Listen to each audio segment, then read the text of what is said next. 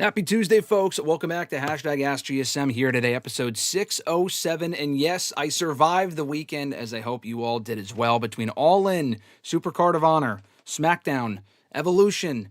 I mentioned All In, right? That's how fucking tired I am from the weekend.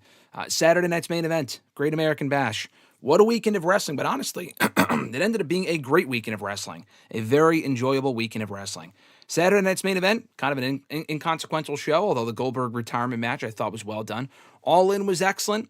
Evolution I thought was excellent. Supercard of Honor, a very good show on Friday night. SmackDown I thought was fine for what it was. Great American Bash, a perfectly serviceable show on Saturday afternoon. And then we had Raw last night, which was also, I would include that in the weekend as well. And that was also an excellent edition of Raw on Monday night. So we have a lot to get into here today on #AskGSM. Thank you guys for joining us, as always, here on the show. I'll do my best to kind of keep it together as we move along here. And shockingly, in light of all the weekend wrestling that we got, I am actually not behind on anything. That is amazing, and I consider that a pat on the back moment, that we are well on our way to continuing on with the week of wrestling. And it never stops. We got SummerSlam coming up in a few short weeks. A lot of wrestling, obviously, coming up this week. And this weekend, TNA Slammiversary is on Sunday, which I'm looking forward to. I was batting around the idea of going, although I might instead, I tweeted this out last night, I might instead go to the TNA TV taping that they're doing in Rhode Island next Thursday or Friday instead. It's a little bit closer for me, but we'll soon see. Hope you guys are doing well. Thanks so much for joining in. We have a lot to get into, like I said, including the headline of today's video, the question that will be answered a little bit later on. What was better, WrestleMania 41 or AEW All In? I want to hear your guys' thoughts on that, in addition to everything else we're going to be talking about here today. I think the mic should be unmuted, so we're not having any technical difficulties. If we are, let me know. I'll look at the chat in just a little bit. Few housekeeping items, though, before we get going here. Shout out to our channel members: Alexis, Miss Maud Matthews, Dillon, DiGiacomo, Mrs. Renee, DJ Swerve1. You can find him on the IG at Swerve1, W-O-N, that is. Daniel Malcolm at letter I, letter M, quarter on X. I'm quarter on X. Mr. Marceau himself. A lot of these people I was chatting with over the weekend about all the various shows and everything that happened, including Daniel and Mr. Marceau. But you can find Mr. Marceau on the Twitter machine at RJ_Marceau on X. John Ritlin as well at Real Honesty with John Ritlin right here on YouTube. Find his content, find his channel, subscribe to him. Richie as well, who I saw there in the chat, I'll get back to in a moment. Red Planet Wrestling right here on YouTube. I know he was doing a watch along, or a playthrough rather, the other day on his channel. Check that out. A game along, so to speak. So check him out, find his channel, subscribe there. And the Average Grunt, subscribe to him on the Twitter machine, or follow him rather. This is how fucking out of it I am right now. At the Average Grunt on X. You can find out more information and how you can become a channel member right here on the WrestleRant All Access Pass. $5 a month gets you shout-outs at the beginning and end of every single live stream that we do. You also get top billing on shows like this in WrestleRant Radio. So, for example, the Average Grunt takes advantage of this every single week, and he has for the last couple of weeks now, which is great. You get your questions answered first. If you send them in ahead of time, you get your questions answered first here on the show, and any topic of your choosing discussed first over at WrestleRant Radio on Thursdays. So subscribe, or rather become a member to take advantage of that perk. You also get badges and emojis and the live chats, early and ad-free access to certain videos. So over the weekend, we had the excerpts of WrestleRant Radio, including predictions and thoughts from WrestleRant Radio on Thursday. If you don't catch the full show, I do usually put up the highlights from the show here on the channel. Channel members got early and ad-free access to those over the weekend before they went live for everyone else. So again, another perk there. More information on all of that and so much more down below in the description box. The WrestleRant All Access Pass channel memberships. Appreciate those that have taken advantage of that. Means a lot. And last but not least, if you just want to support the show, support the channel, support yours truly, you can simply subscribe to the channel, like this video. Also hit the bell button to be notified every single time you upload new content and every single time we go live here on the channel, which is typically Tuesdays and Thursdays. I almost went live on Sunday after All In on Saturday just to discuss All In. I was still on a high coming off that pay-per-view. But it was probably for the best that I didn't, so I didn't get behind on any like work-related stuff and whatnot. But we will discuss all things, we're obviously talking those shows here today, but we'll have a lot more to get into with those shows, specifically reviewing them, the highlights, the big talking points from all the wrestling this weekend, this Thursday on WrestleRant Radio with Mr. Marceau. And last but certainly not least, if you want to send in a question to this very show, you can do so by tweeting me on the Twitter machine at WrestleRant with the hashtag AskGSM. Find me on Facebook as well, facebook.com/Graham.gsm.Matthews. Drop a comment on the post. I usually put up on Monday nights, if not on the wall itself. And I can also include your question in next week's edition if you leave a comment/question on this very video. Obviously, if you're watching live, we'll talk to you guys live here in the live chat in just a moment. But if you leave a comment or a question, rather specifically a question, obviously, for next week's episode in the comment section of this very video after we're done being live, I'll include it in next week's installment, episode 608. So I think that's all. We'll pull up the chat here, see what you guys are saying. A lot of activity going on here in the chat. Richie, what's going on, brother? He said, rip Travis Scott, WWE 2K25 DLC. We hardly knew you. Yeah, I saw that. So I guess they're replacing the Travis Scott DLC, which they never actually announced this Travis Scott. There was a celebrity entry into the, not the most recent DLC pack, because they had one that just came out with Abyss, which is cool. I think it was the first one with the Motor City Machine Gun, Stephanie Vaquer, and Julia. They were supposed to have a celebrity installment in that one, and then they just didn't put it out with those people. And then people were wondering what went wrong, what happened, whatever. And that was a few months ago. And now they just announced 2K did. And this won't even be out until September for a person that was supposed to be out in, I think, April or May. I think it was May. That he's going to be replaced. They never actually said, I don't think, that it was Travis Scott, although that was the leading rumor.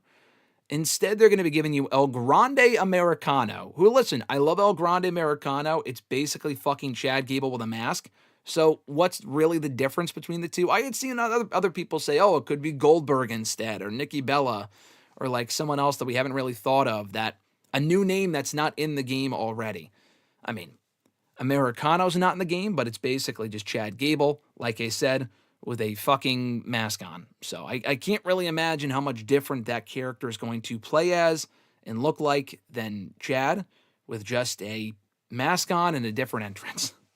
So I feel bad for those, I guess including Richie among everyone else that signed up for the, DLC packs and whatever. I got the DLC packs as well. They were just included in the game that I got, I guess. But that sucks. That's not fair at all. Richie said Long Island, Long Island is a bit of a trip for you. Don't blame you, big dog. Yeah, so thank you, Richie, saying hope all is well. Yeah, no, we were discussing when we were texting, because we're going to be hanging out soon ourselves, Richie and myself and his wife and Alexis and everyone. Maybe going to Slammiversary. I don't even know if we're going to be going to Slammiversary. Like I said, we might still. When we spoke on text a few weeks ago, I had said that was my hope. But then I saw that they were doing TV tapings a lot closer. And we might just be busy with other stuff that Sunday instead on this coming Sunday, July 20th. So it is a lot. We've been to Long Island before for a few other shows. We were just there in December for the first, actually, Saturday Night's Main Event that they did when they brought it back. And that was a fun time. We did the mall over there. My brother went to school, actually, at Hofstra. So I've been to that area quite a bit over the years. And it was a nice drive. On the way up, it took a long time. On the way back, though, it was a pretty quick drive back to Connecticut with no traffic. But on Sunday night in the middle of the summer, getting up there might take a long time. Getting back, we might not be back till late. Monday's the next day, so it might be tough. But the TNA taping on Thursday of next week is probably what we're eyeing right now. And if I do, I'll keep you guys posted. I've been to a few other TNA shows. I went to 2 TNA tapings in Hammerstein, or the Manhattan Center, whatever they wanted to call it at the time. I think it was technically the Manhattan Center, in 2014 and then in 2015. One of their first shows on Pop TV, which was fucking awesome. Didn't go to another TNA show for a very long time until just 2023, when we drove up to somewhere in New York where they were doing the 1000th episode of Impact. And that was honestly one of my favorite shows in recent years, one of my favorite experiences that we've done in recent years at a wrestling show. So I'm looking forward to hopefully going to one of the two, either this Sunday or next week. Richie pulling up the Veer chats and the Love Ziggler chats as well. Alexis joining us, saying hi. Nathaniel joining us as well. Nathaniel, what's going on? Saying, I was really excited Cope returned. I think Cope and Christian will win the tag titles at All Out. Nathaniel, you are our number one Cope fan here on the stream. And I know Richie is also a big Edge/Cope fan. You might have Richie beat. With the amount of comments and questions that you send in about Cope, I would not be shocked. You guys might have to duke it out for who the bigger Cope fan is. But anyway, I thought that was a great moment at All In. Cope returning, reuniting, not really reuniting with Christian, and I think them taking their time with that is smart, So they're not really rushing into that reunion, especially based off all the history that they have in recent years in AEW, where Christian told him to go fuck himself, and he basically wished death upon this man. For them to just get right back together after that would just be ridiculous. So instead, telling him to go find himself, and then maybe they'll, obviously reconcile and put their differences aside and team up again in the next couple of months. I think we are looking at FTR versus Coping Christian at All Out in Toronto. And honestly, that alone would make me want to drive to Toronto to go to see that show. I probably will not be, very likely. I'm not eyeing the trip to Toronto. I think Montreal was closer when I went with RJ. Toronto would be a little bit farther than that. But still, just seeing that match and just knowing that it's a possibility for that pay-per-view does make me want to go to that show. I have not been to an AEW show since we went to a Collision taping last fall. And before that, it might have been a year prior, I think, when we went to World's End in 2023. So it's been a long time. I've been to a proper, AEW show. I doubt it's that one, but, we'll see. Richie said, Rip Mock's title reign, we won't miss you. Surely, I mean, that was... even more so than Hangman winning. I understand what Richie's talking about. I love the Hangman win. I'm glad he was the one to dethrone Moxley. But even moreover than Hangman winning, the fact that Moxley is no longer champion, holla fucking Luya. Oh, holy day. The reign is over. The reign of terror is no longer with us. So, yeah, that was the highlight of the day for me as well on Saturday. Alexis said Bryan Danielson is back. She was very excited about that when he interfered in the main event. Nathaniel said, I'm so happy Moxley lost. I agree. Richie also said, New Wave DLC pack came out in May, which I think would have been the Motor City Machine Gun, Stephanie Julia. Then he said, which would have coincided with his alleged tag match that was rumored to happen in June. Seems like there was a falling out with both parties. Hey, listen, if we never see Travis Scott again in WWE, you will not see me complain a single fucking time. His involvement at WrestleMania was a travesty. Travis Scott, I guess that's only fitting. It was disgusting. It was just a complete waste of time, the way that they executed that whole thing. I don't give a fuck about Travis Scott personally. He is a big name. But they got Jelly Roll now. Why would they need Travis Scott if they have Jelly Roll? And quite honestly, I am kind of shocked that we're not getting Logan Paul and Travis Scott versus Jelly Roll and Randy Orton, as opposed to Drew McIntyre and Logan Paul. But again, like I said, I'm not complaining. That match I don't really give a shit about, but it's better than Travis Scott being in there.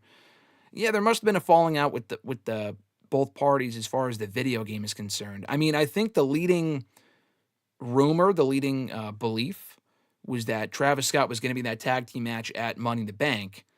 So, I mean, I think the original rumor was that he was supposed to be in the match. Then it turned into, okay, he's not advertised for the match. He'll just interfere instead. And then the report was recently that Travis Scott was going to interfere, but when the R-Truth thing happened and he came back, it didn't make sense for it to have Travis Scott there.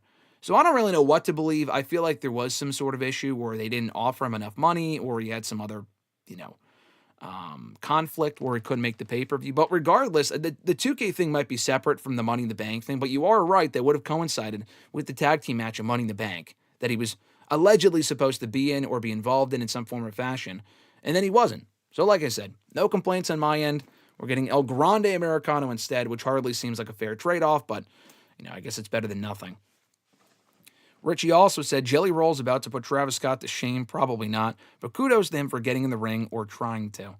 Yeah, the whole Jelly Roll thing, listen, I care more, quite honestly, about the Jelly Roll thing. I don't really care about that at all either. But it's like comparing, which one do you give less of a shit about, I guess. I really don't care about either Travis Scott or Jelly Roll being in the ring. But at the end of the day, Jelly Roll seems like a big fan. Not that Travis Scott isn't, but the way they utilize Travis Scott in the Mania main event, and then him being there for the John Cena heel turn, which in retrospect, his presence in that moment absolutely did not matter at all. Jelly Roll, at least, will seemingly be on TV quite a bit in the build-up to SummerSlam. Probably do more to promote the pay-per-view. Could end up in the video game at some point, I'm sure. Either this video game or 2K26 or whatever it is.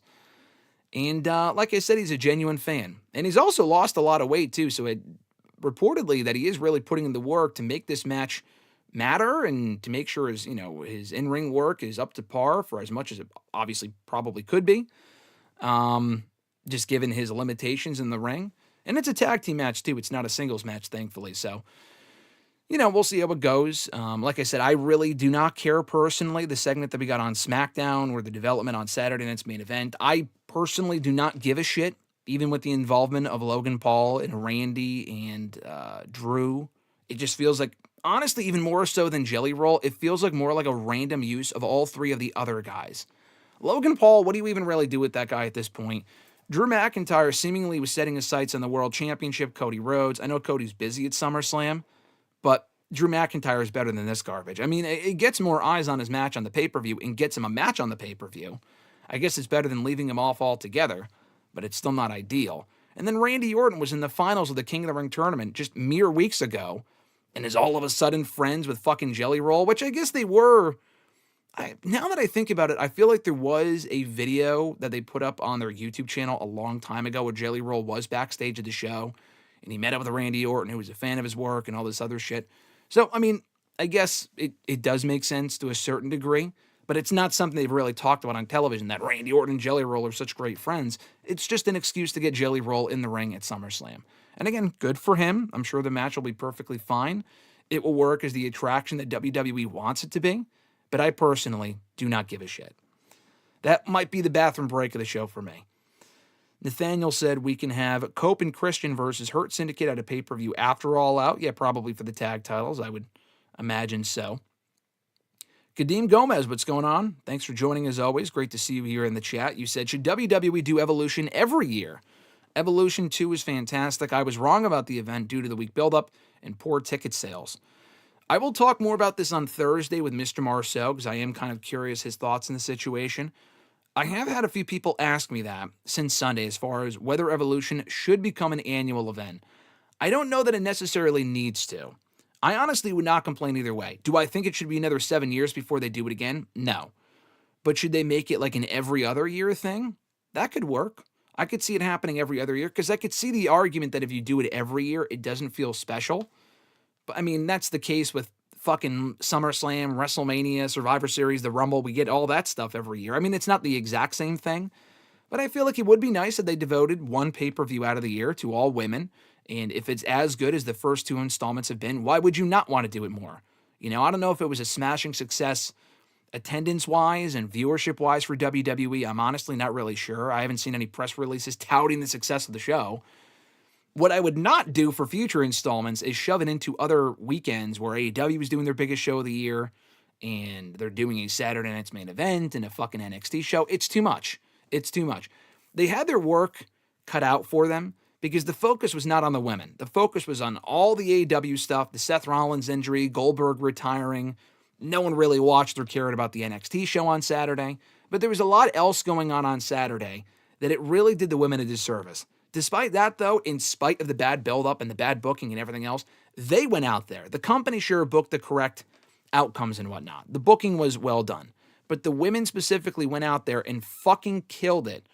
The company deserves a lot less credit than the performers themselves do for going out there and having some really, really good matches, specifically the opener and the main event. So just based on the success and the very positive reviews that show received coming out of Sunday, I would do it every single year. I would not complain if they did it every other year. If they didn't bring it back next year, I wouldn't be like, oh, where's Evolution? Because there is a case to be made that they may not want to make it less special. Now, I don't think they're thinking that because it took them fucking 7 years to do it again. And the only reason why they probably brought it back in the first place was to stick it to AEW. So there's another show they have to compete with that weekend that they could steal all the headlines away from AEW, which they did not. Yeah, everyone was talking about Evolution on Sunday night, but that does not take away from the awesomeness that was All In from Saturday afternoon. So I would personally do, to answer your question, in short, blabbing aside, I would do it every year. But if you didn't do it every year and you do it again in 2027 instead, maybe you switch off with King and Queen of the Ring. You don't do that every year. I mean, they have done it the past 2 years, but they got to do it in a month where there's not two pay-per-views. The fucking 2 and 3 events, special events, is just ridiculous. Not counting NXT. I would give it its own month. No Saturday night's main event. Give the women their own month. Properly build it up this time. Do not wait until fucking 2 weeks before. Do not do a pay-per-view 2 weeks prior to their own pay-per-view. Properly build it up. Load up the show as they did with this one and let the women cook. Really, seriously, just let the women cook. But like I said, you could switch off with King and Queen of the Ring / Night of Champions because that's kind of a show that you can take out, like Money in the Bank, they're going to do every year. Rumble, Survivor Series, SummerSlam, you're not taking out that stuff, obviously. Evolution, you could switch out, though, with the tournaments if you wanted to. And I would not complain. It was a very, very good show. Good question, though. Thank you, Kadeem, for that question.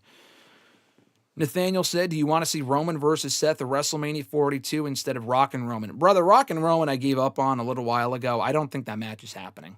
So, yes, I would rather see Roman and Seth in Mania than instead of Rock and Roman. Why would Rock and Roman at this point even make fucking sense? Honestly, like at this point, why would it even make sense? They were on the same page the last time we saw them on the show together, back at the Netflix premiere in January. Rock could have easily turned on Roman on that show. Rock was available for WrestleMania. He made that abundantly clear when he complained about why he was not at WrestleMania on the Pat McAfee show a few days after WrestleMania. He could have been at fucking WrestleMania, but he chose not to. We have the whole rant from WrestleRant Radio, one of the best rants of the year, I would say, from right after WrestleMania, with me talking about why The Rock should have been at WrestleMania, but he chose not to. He could have wrestled at WrestleMania, but they didn't do Rock and Roman when they had the chance. Again. The only year where that match did not make sense was WrestleMania 40. It has made sense literally every other fucking year for the past decade, and they did not do it. At this point, I just don't even... Not that I don't care if we do get Rock and Roman. I'm going to sound like a hypocrite. I would be excited for it. It's a match that we haven't seen yet. But Rock's older. Roman's doing other shit right now. We're clearly not getting Roman and Seth at SummerSlam. That tells me they might be saving that match for WrestleMania. Roman and Seth this year should have been a singles match at WrestleMania 41. But they included Punk because they wanted Punk in there. He was feuding with Rollins. They wanted the triple threat. Okay, whatever. That turned out great. Ended up being a really, really good match. Roman and Seth still should be a singles match at WrestleMania at some point. They've had 2 triple threats now between Mania 30 and Mania 31 and WrestleMania 41. But I think they should have a standard singles match in next year's WrestleMania. Maybe that's where Roman finally beats Rollins, because that's the story they've been telling for many years now. Roman cannot beat Seth Rollins when it matters most on pay-per-view. He's never beaten him on pay-per-view, I don't think. Rollins beat him at WrestleMania this year in that triple threat. He stole the championship from him at WrestleMania 31 in 2015. They had a match at Money in the Bank in 2016 that Seth Rollins beat him there too for the WWE Championship right before Dean Ambrose cashed in Money in the Bank. They were supposed to wrestle in Night of Champions 2014, but Roman Reigns got sick or injured or whatever it was. They didn't have a match on that show. But yeah, Roman's beaten Rollins before. He's beaten him on television a few times, but he's never beaten him on pay-per-view. Royal Rumble 2022, Roman got himself DQ'd. So I would do that match at WrestleMania. Rock and Roman at this point, that's not even a thought in my mind. It may have been a couple of months ago, but at this point, with everything that's gone on, the way that Rollins has kind of become the main character on Raw, which he kind of was anyway, I would do Roman and Rollins at WrestleMania, not The Rock. The Rock can fucking rot away for all I care at this point. I mean, he's just been a complete non-factor since he returned for like 2 weeks, not even like 8 days in the lead up to Elimination Chamber. What's even the point at this point? You know what I mean? Richie said, no more Travis Scott is also fine by me. Good riddance. He also said, I feel like he didn't want to train. There was that rumor that he was, and then it got shut down that he wasn't. So who knows? Yeah, very conflicting reports. I saw the same things, that Travis Scott was training for a match at Money in the Bank, and then he wasn't training. He wasn't involved. He was supposed to be involved. At this point, I really don't care. I really don't care what the reason as to why he did or did not show up is. All I care about is that he's not on the show. If they want to have the occasional celebrity cameo to enhance a storyline, then sure. The Jelly Roll thing, again, I'm not completely against it because the guy's not a complete fucking idiot. He seems like a good dude, genuine fan. I'm rooting for him. Travis Scott, I care less about than Jelly Roll. Jelly Roll, I don't know these people personally, but Jelly Roll seems like a genuine fan. Again, not that Travis Scott is not, but Travis Scott strikes me as the type of person that was watching many years ago, doesn't care about the current product, and they're only going to have him, he's only going to do what they have him do in the fucking main events and stuff like that. Jelly Roll's not main eventing SummerSlam, hopefully, anyway, either of the 2 nights coming up in August. And the thing with his, like, why I don't really care is that he's not really enhancing a storyline. There's no real storyline to enhance. What's the storyline to enhance there? I mean, he's not really getting involved in his storyline. They're creating a storyline for him. It's not as if Orton and Drew were already feuding. They had Orton lay out Drew with an RKO on the 4th of July. That was it. Just to build up this match at SummerSlam. Logan Paul being involved, I don't give a fuck. I really don't. But if he was in there in a storyline that was already, like, going on, that could have needed a celebrity boost, then sure. this just kind of feels like a desperate attempt to make headlines and have some Hollywood presence on the show. It's not a new TKO thing. WWE's been doing this for decades. I mean, the Mike Tyson one being the most prominent and best example of it. But for every Mike Tyson, we had a Snooki or any other example from the past 15 years where it was just a fucking travesty. So hopefully the Jelly Roll works out better than Snooki did from WrestleMania 27, which was just a disaster and she sucked. Not a terrible person, not saying that, but her presence at Mania was definitely not needed. Nathaniel said, I didn't want Travis Scott at WrestleMania last year. Neither did I. Alexis said, like the stream, y'all. I agree. Like the stream. If you haven't already, hit the thumbs up.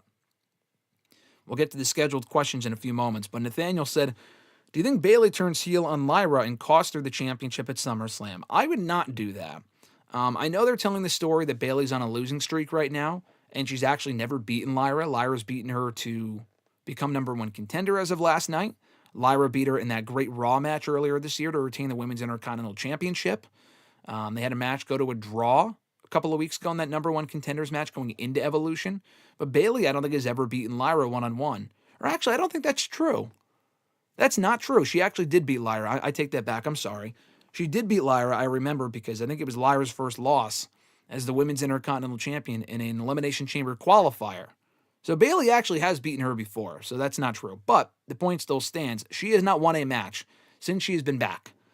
She lost that match with Becky, I think, got involvement, had interference from Lyra, so it was like a DQ or whatever. She lost to Lyra last night. She lost to Evolution. The last match with Lyra was a draw. So yeah, Bayley has not won since April when she beat Liv Morgan, I believe, on Raw right before WrestleMania. Could they have her take out her frustration on Lyra at SummerSlam and cost her the championship? Sure, that's definitely a possibility. To also ensure Bayley's on the show. I don't think Bayley makes the show. I don't really think it makes that big of a difference. They have a lot of stars and a lot of women they need on the show. They can't have everyone on the show. They already have Tiffany and Jade, Becky and Lyra, Rhea, Io, Naomi. There might even be another women's match from the SmackDown side or the Raw side. It might even be Nikki and Stephanie Vaquer versus the Secret Hervas. There's any number of different directions they can go in with the women at SummerSlam. I don't see a scenario where Bayley gets incorporated into the event, which sucks because she got left off of WrestleMania despite being originally advertised. But it was always the plan for her to be taken off that show, which sucks. But I would much rather Lyra finally beat Becky, which she's already beaten her before. Like, she beat her in NXT, she beat her at Backlash. But the culmination of the story over the Women's Intercontinental Championship should be Lyra taking that title back from Becky. Becky should not go in there and beat Lyra straight up. I know that would be a nice, credible thing for a heel to do after already cheating to beat Lyra at Money in the Bank. But if they do have Becky retain, Bayley attacking Lyra and turning Bayley heel would make more sense than Bayley or Becky just straight up beating Lyra. But despite that, I still would rather Lyra take the title back decisively, emerge from this story, once again the Women's Intercontinental Champion. And what you do with Becky at that point, I'm not sure. I'm not sure what you would do with her then. Maybe then she feuds with Becky or Bayley. You could do Becky and Bayley again, but the roles are reversed this time. With Bayley as the babyface, Becky is the heel. Lyra goes on to defend her championship against other challengers. A lot of different directions they can go in, but that's what I would personally do. I would have Lyra go over at SummerSlam and take the championship. Nathaniel said, I wonder if CM Punk beats Gunther. He probably will, to be honest. I mean, CM Punk has lost so many pay-per-view matches this year. He's won matches. He won last night. He beat Rollins on the Netflix premiere. He also won an Elimination Chamber qualifier back in February, actually. Beat Sami Zayn on Raw. He has only won 3 televised matches, though. Overall, he lost in the Rumble. He lost the Chamber. He lost inside the Chamber. He lost to Seth Rollins in a steel cage match on Raw. That would have been right before WrestleMania. We had the WrestleMania triple threat. He lost there, too. He lost in the tag team match at Saturday Night's Main Event. He lost in the Money in the Bank qualifier, and then he lost to John Cena at Night of Champions. So he has lost a fair share amount of matches. CM Punk needs a big win.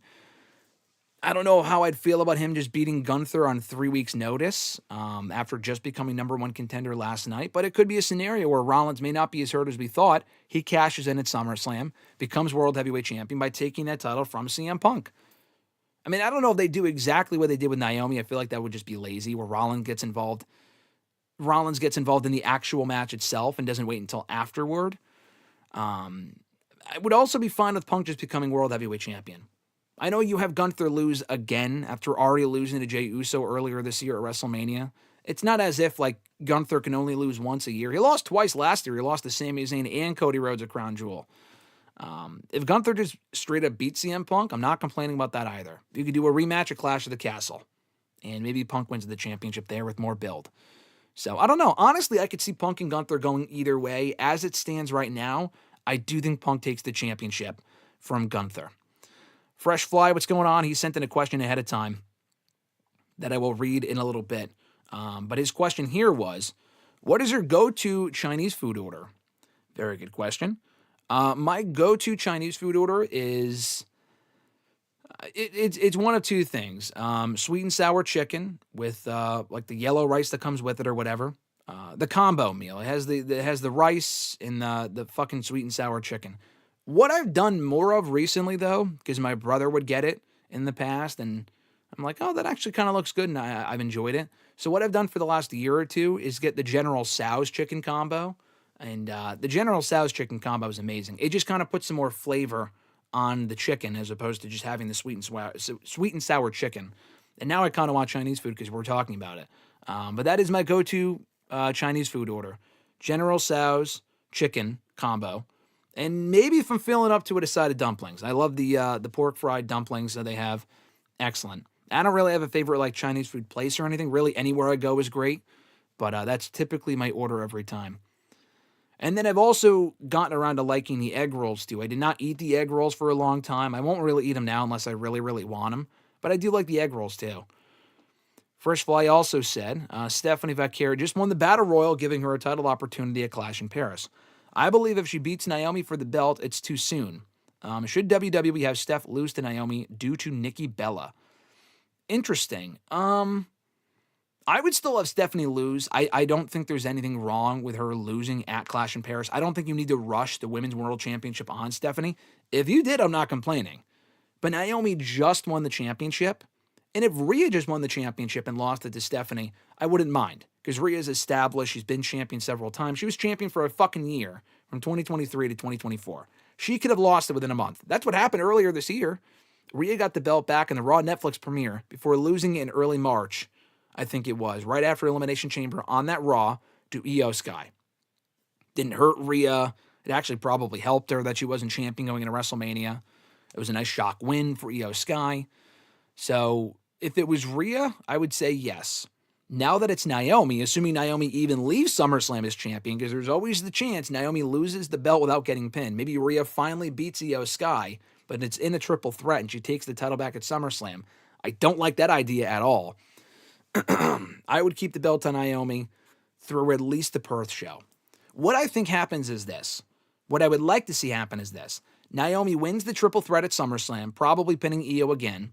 Rhea does not get pinned. You continue to tell the story that Rhea's in chase mode. She's not gotten beaten in a championship match because she wasn't pinned at WrestleMania. She wasn't pinned at Evolution. So you could still tell that story if you want to. Then at Clash in Paris, you do Naomi and Stephanie. Naomi wins. Due to Nikki Bella interference, I don't mind that. I like the idea of Nikki Bella maybe going heel and feuding with Stephanie if she's not going to be winning the Women's World Championship. I don't mind that idea at all, actually. And then building to Naomi versus Rhea at the Perth show in early October, and that's where Rhea finally gets the championship back. You could even fucking headline with that if you want to. I don't know if Rhea versus Naomi is a headline pay-per-view worthy match, but at the same time, neither was Rhea Ripley versus Nia Jax, and they closed the show with that Elimination Chamber 2024 in Australia. So honestly, why the fuck not? You know what I mean? That's what I would say on that front. So yeah, I kind of like that idea. You could have Naomi not beat Stephanie clean, but like she could cheat. It doesn't necessarily need to be Nikki Bella that costs Stephanie the win, but that would make sense if you want to have them feud, where Nikki's jealous of Stephanie and Stephanie looks up to Nikki and she kind of used her as an inspiration to get into the business, and now she's more popular than Nikki ever was. And Nikki grows jealous of that, and she turns heel on her, and Nikki's always been a better heel anyway. So honestly, I feel like that story would make sense if Nikki is around for the long haul and isn't going away anytime soon.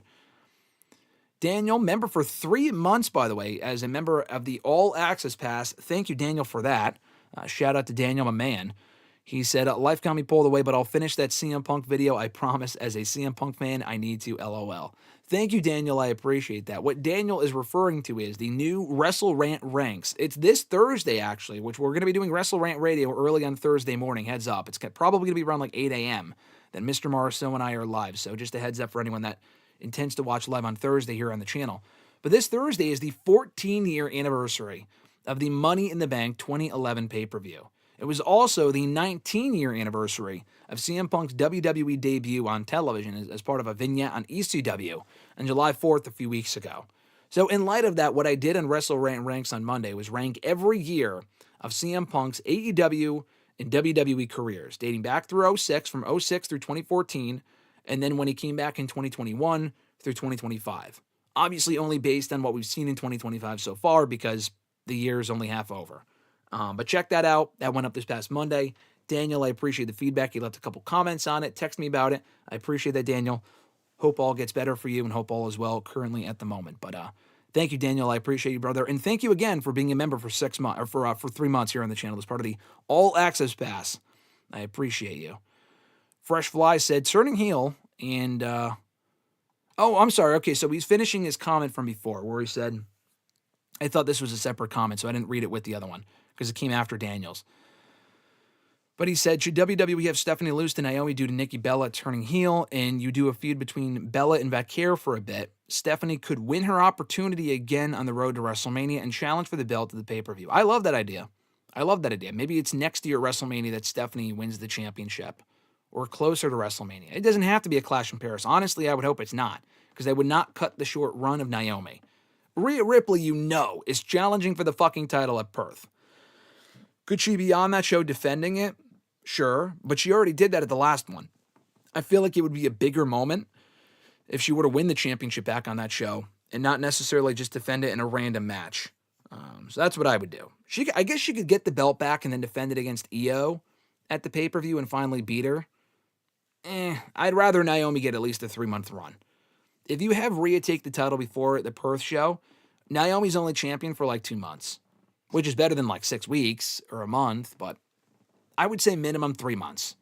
And that show makes sense for Naomi to finally lose. The Perth show in Australia, and Rhea gets the belt back. It's going to happen at some point, so it's better than now or at SummerSlam.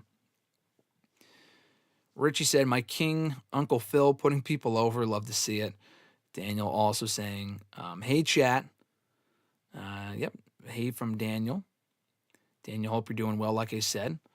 Richie also said, I'm not sure if this was submitted as a question, but do you think Seth Rollins' injury is a work? To me, there was something fishy with how he sold it, as well as Seth being still shown on camera.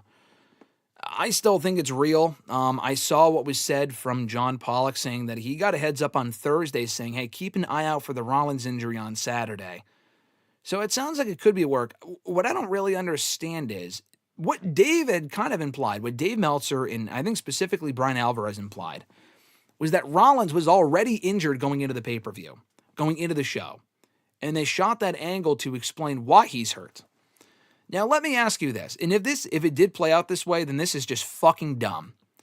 If Seth Rollins was actually hurt, why would they have him wrestle anyway?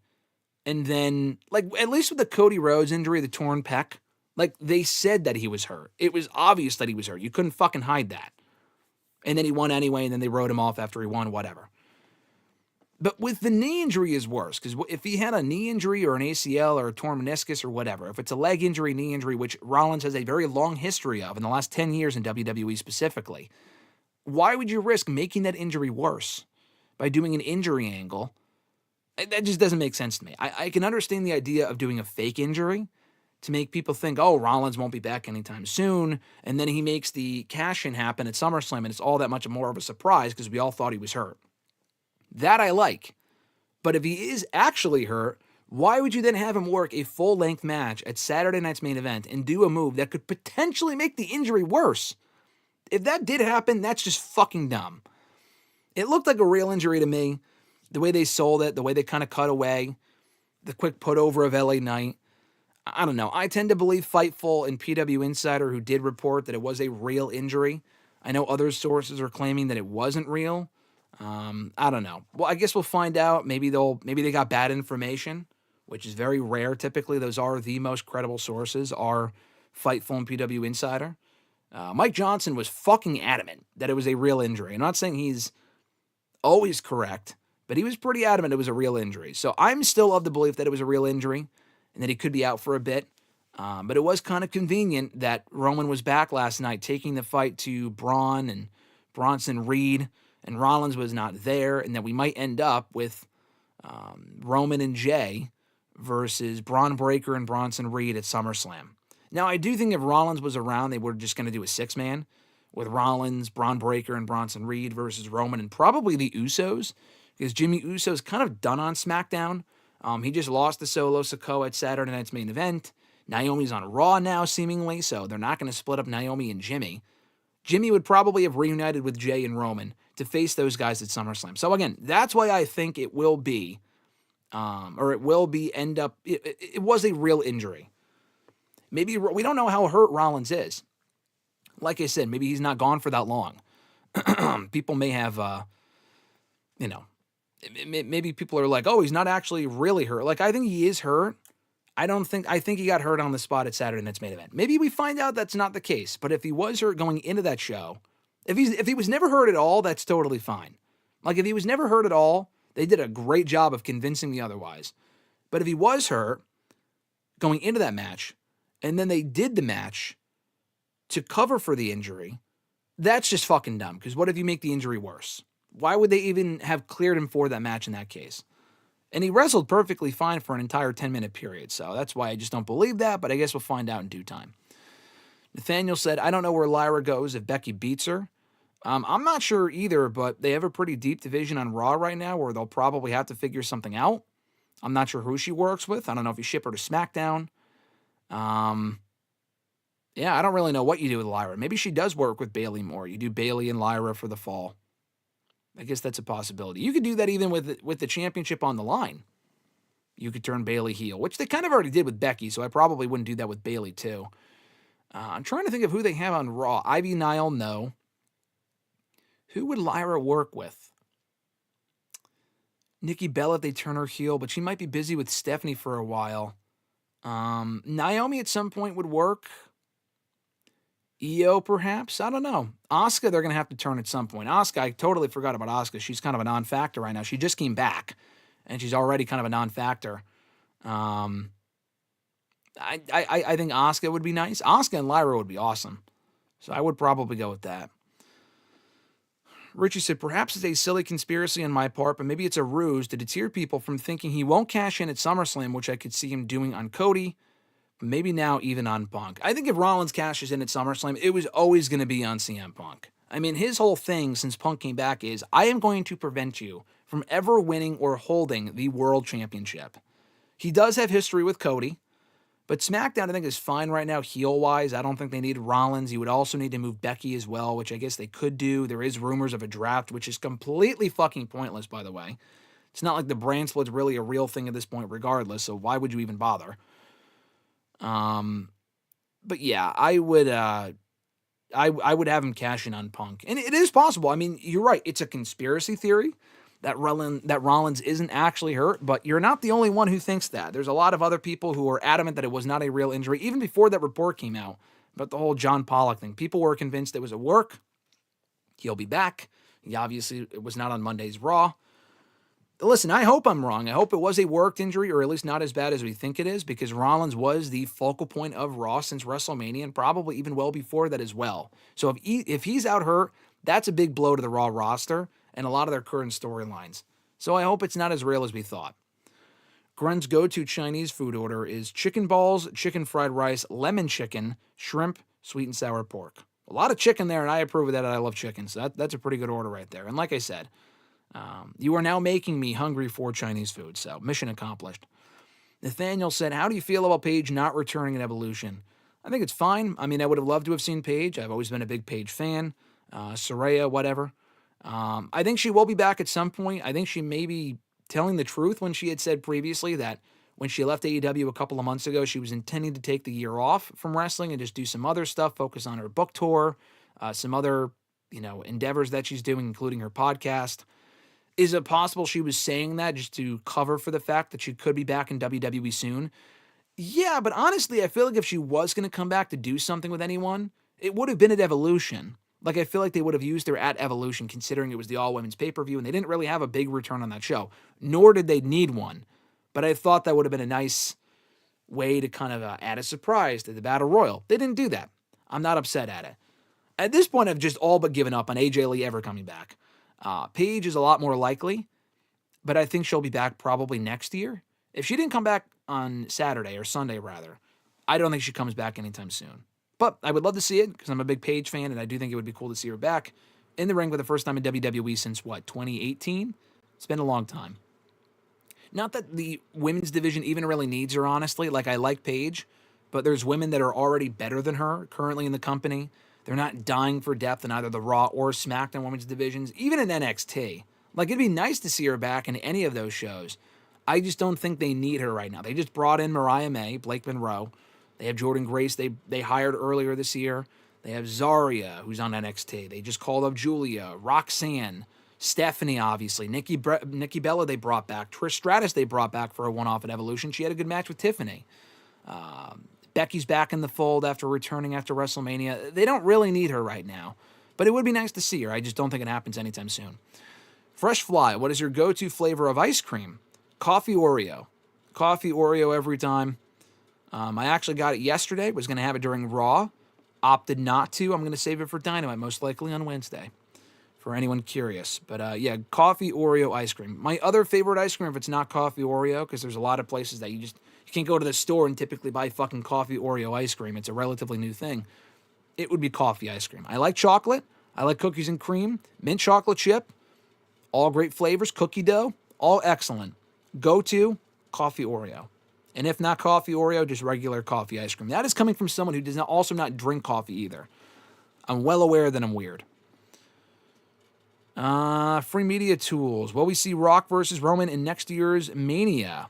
No. I said that earlier. Is it possible? Anything's possible. But if they haven't done it yet, and it doesn't even make sense to do at this point, honestly, anymore. Like, it would have made sense when Roman was the tribal chief, and he's still the OTC, whatever. I feel like the last time it would have made sense was WrestleMania this year. Like, you could have wrapped up the whole tribal combat thing between Roman and Solo at the Raw Netflix premiere, and then Rock lays out Roman. Because Solo might be out of the picture, but Rock is the real final boss. He's the tribal chief. But instead, Rock was there, but he put over Roman by acknowledging him afterward. They celebrated together, and that was it. That was the last time that we saw Roman Reigns and The Rock together on WWE television.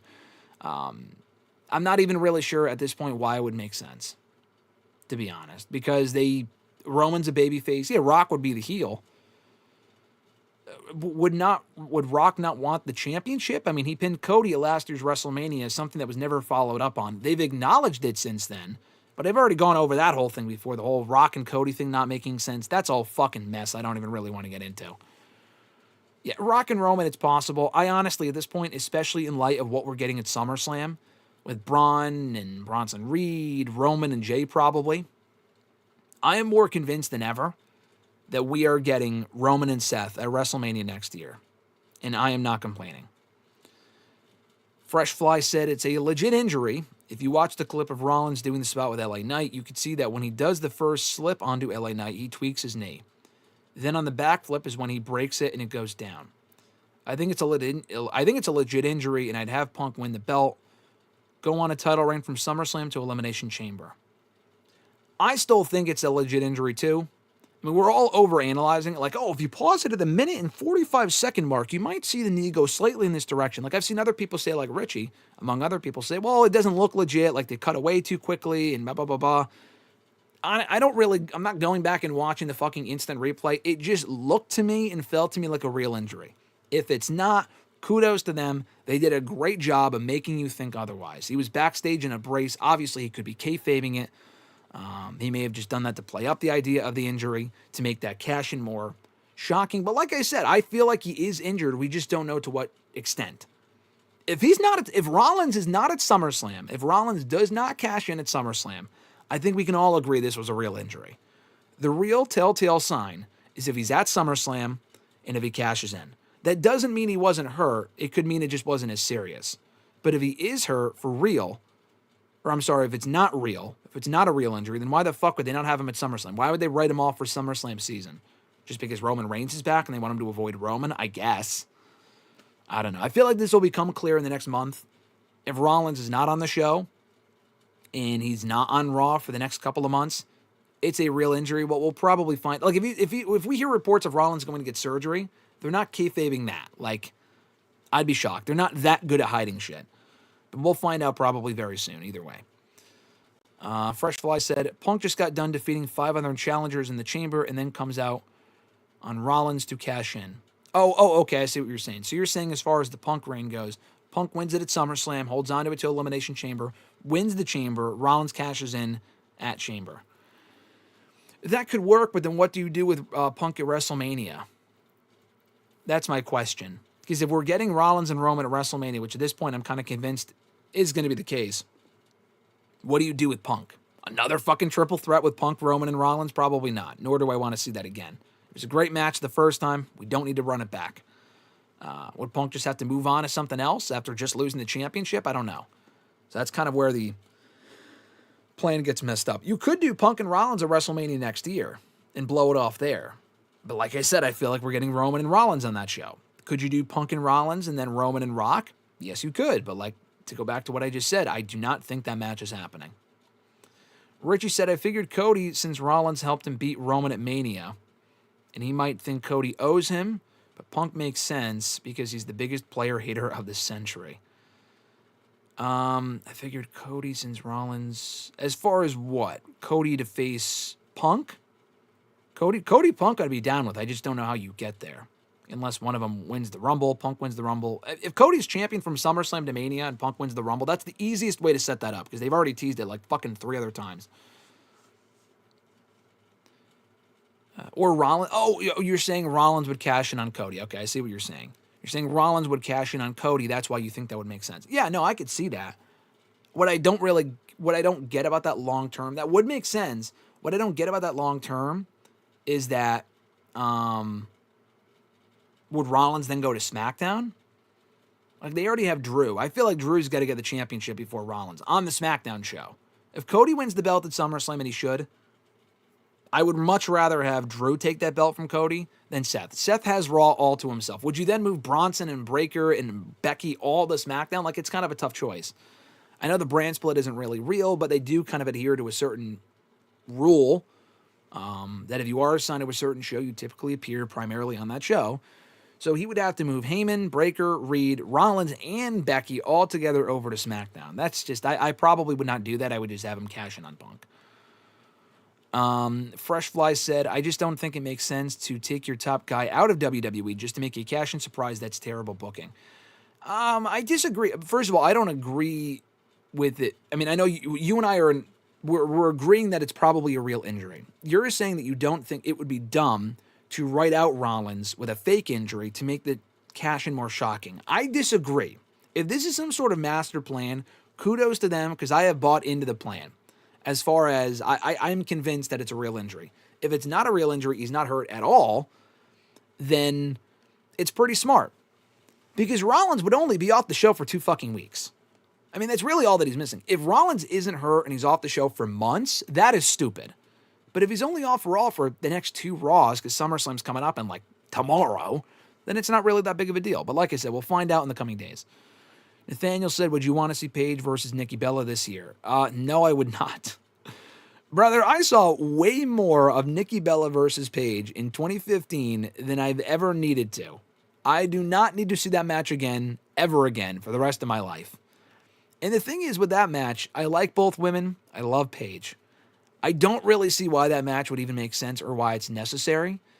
They're not like 60 years old, but Nikki Bella in her first singles match in 7 years did not look amazing last night. She held her own. The match was fine with Chelsea Green. She didn't look fantastic out there in a singles match. So putting her in there with Saraya / Paige, who would probably also have ring rust because she hasn't wrestled since last year, and even when she was wrestling more consistently in AEW, the Paige of 2025 is not the Paige of 2014. It's just not. I don't know if it's because of her neck injury or if she's just regressed in the ring. I'm not really sure. I still love her. I still love Paige. I don't think doing Paige and Nikki Bella, two women with neck injury issues, would be a good idea. Nor do I really know who would want to see that match anyway. I'd rather see Paige working with the Rheas and Lyra and other women like that. Nikki Bella, same thing, than working with each other. And it's not as if it's like a Trish versus Lita type match, where I remember when Lita got taken out by Trish 2 years ago. We haven't seen Lita on TV since, which is kind of fucking weird, I don't think. But we were, I was advocating for one more Trish and Lita match, if only for old time's sake. Didn't happen. That I would have been more okay with because it's a classic feud. Now, would the match have been great? Probably not, because they also need to be working with newer women for their matches to be like very good. I think Trish still can hold her own. Lita, same thing. But working with each other, I'm not sure. But I would have been fine with that because that's like a legendary feud within the women's division. Nikki Bella and Paige is not a legendary feud. So I'd rather see them not face each other one-on-one.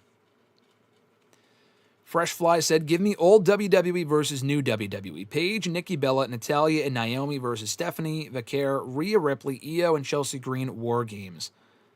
Yeah, there's a story to it, maybe. I don't really need to see Natalya in War Games. I just do not give a shit about Natalya on WWE television at all.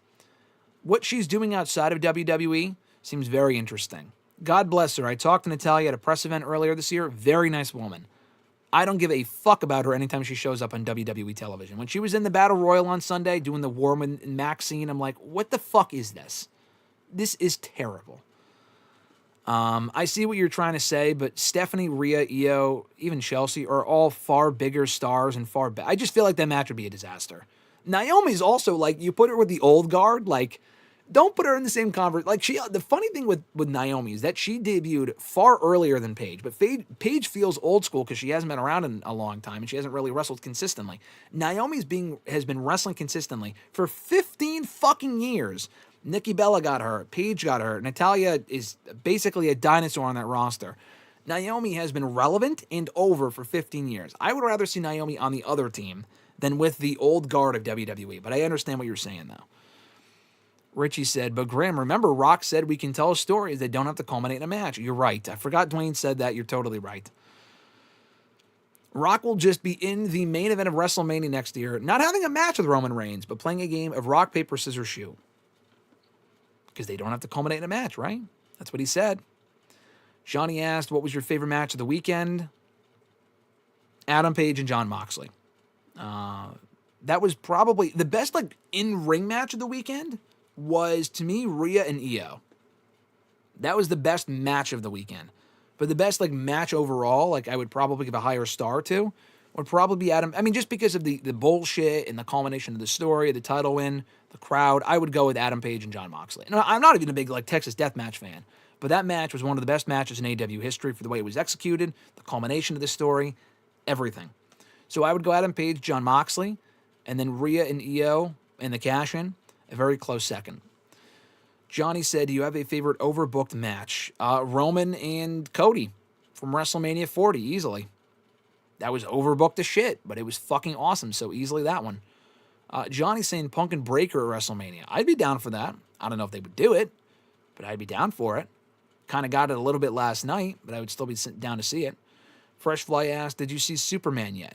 No, we are seeing it later. $5 Tuesday, baby. And not just because it's $5 today, but I would have seen it this weekend, but this weekend was so crazy with wrestling-related shit. I said I can't do anything else. I'm going to be busy with work stuff. I can't. I can't be seeing a movie. We hung out. We went to go see Alexis's friend for an hour on Friday. They were having a s'mores party something or whatever. But then I was like, I got to get back because I got to watch SmackDown. Then I got to watch fucking Super Card of Honor and all this other wrestling nonsense. Saturday, did nothing but watch wrestling. I think I sat in the same seat. I got up, obviously, but I think I sat in the same seat for fucking 9 hours straight. It was crazy. From the beginning of the All-In pre-show up until the end of Saturday night's main event. It was insane. And then Evolution I watched that night, but I had to do stuff beforehand, so no. I did not see Superman yet. I'm going to see it later, though. I've avoided spoilers, shockingly, and I'm looking forward to seeing it. I've heard nothing but great things about the movie, so I am very excited to see it tonight. And I can report back on my thoughts on it if you ask me about it later or on next week's show. When I say later, I mean on Thursday's WrestleRant radio. I don't think RJ's seen Superman, although we are seeing F1 together. We're going to have a boys' day next weekend, and that's been on the books now for a while. I'm going to go visit him, and we're going to see F1 together next Saturday. Richie said, dang, Drew beating Cody for the title and then feuding with him would cook. Yeah, I really want that Drew-Cody feud. I feel like they've teased it a few times. They even had a match on Raw last year that was great. I need that feud post-SummerSlam, if not closer to WrestleMania. Johnny said next year All In should be 3 nights and 5 hours each night with a 1-hour pre-show. Johnny, you're going to fucking kill me. Absolutely not. The show itself was long, and this is the one time I won't complain about that because the show was excellent overall on Saturday. I honestly do think All In would benefit from being 2 nights, if we're being serious. 3 nights, no, you're ridiculous. But if you want to do a 2-night All In, honestly, to prevent from doing a 8-hour show, like it was a fucking 8-hour show. The main card was almost 6 hours. The pre-show, 2 hours. That's an 8-hour show. The longest wrestling pay-per-view easily of all time. Over WrestleMania 33 or whatever the fuck. Easily. I would make it 2 nights. Would they actually do that? Probably not, but that's what I would do. Yeah, Johnny said, the more the merrier is Tony Khan's motto. That is not always true. Less is more in my opinion, but that's just me. Nikki versus Paige and a Hell in a Cell would be a classic. Johnny, you're just trolling up the wahoo today. You just can't help yourself with these troll comments. We might have to ban Johnny here from the chat if he keeps up this malarkey. Richie said, Total Divas made sure to show us Nikki versus Paige even more as well. Yes, I've seen that more than I need to, including on Total Divas. Richie also said, I think as far as the botched finish goes, Nikki did decent for someone who's been out for a while. I guess the training sessions with Natty paid off. No, for sure. I mean, the finish did not look great. She also did not look super smooth in there. I mean, she looked good at Evolution, but that was a fucking battle royal. This was the first singles match that Nikki Bella has had since 2018. So, I mean, I'm not shocked that she didn't look like fucking, Io Sky out there, obviously. Not that she was ever as good as Io Sky to begin with, but I give her credit. I mean, I thought she looked decently enough. Obviously showed signs of ring rust. I'm just saying I don't really think Nikki and Paige is a match any of us need to say. I just feel like that would not be a good match, nor does it really accomplish anything anyway. Grunt said, speaking of cash-ins, apparently we're going to find out if they're keeping the cash-in anytime perks for the Casino Gauntlet contracts at Dynamite, hoping they don't. I mean, last year they did. Every other... I'm lucky with the Superman spoiler. Boop. Put user in timeout. Let's go 24 hours. No Superman comments. I'm sorry. I haven't seen the movie yet.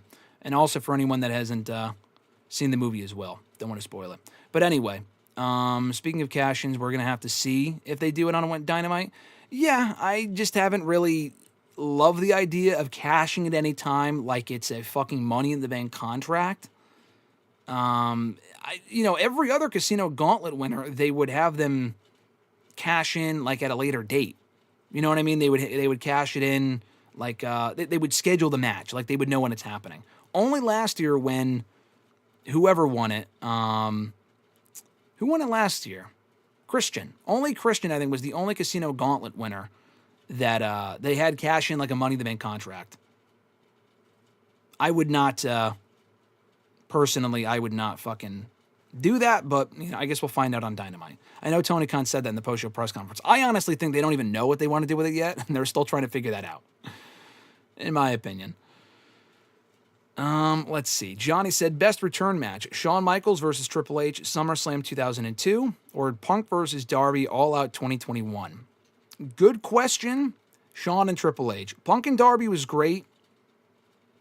Punk was probably more impressive because he was out for like 7 years. Shawn was only gone for 4.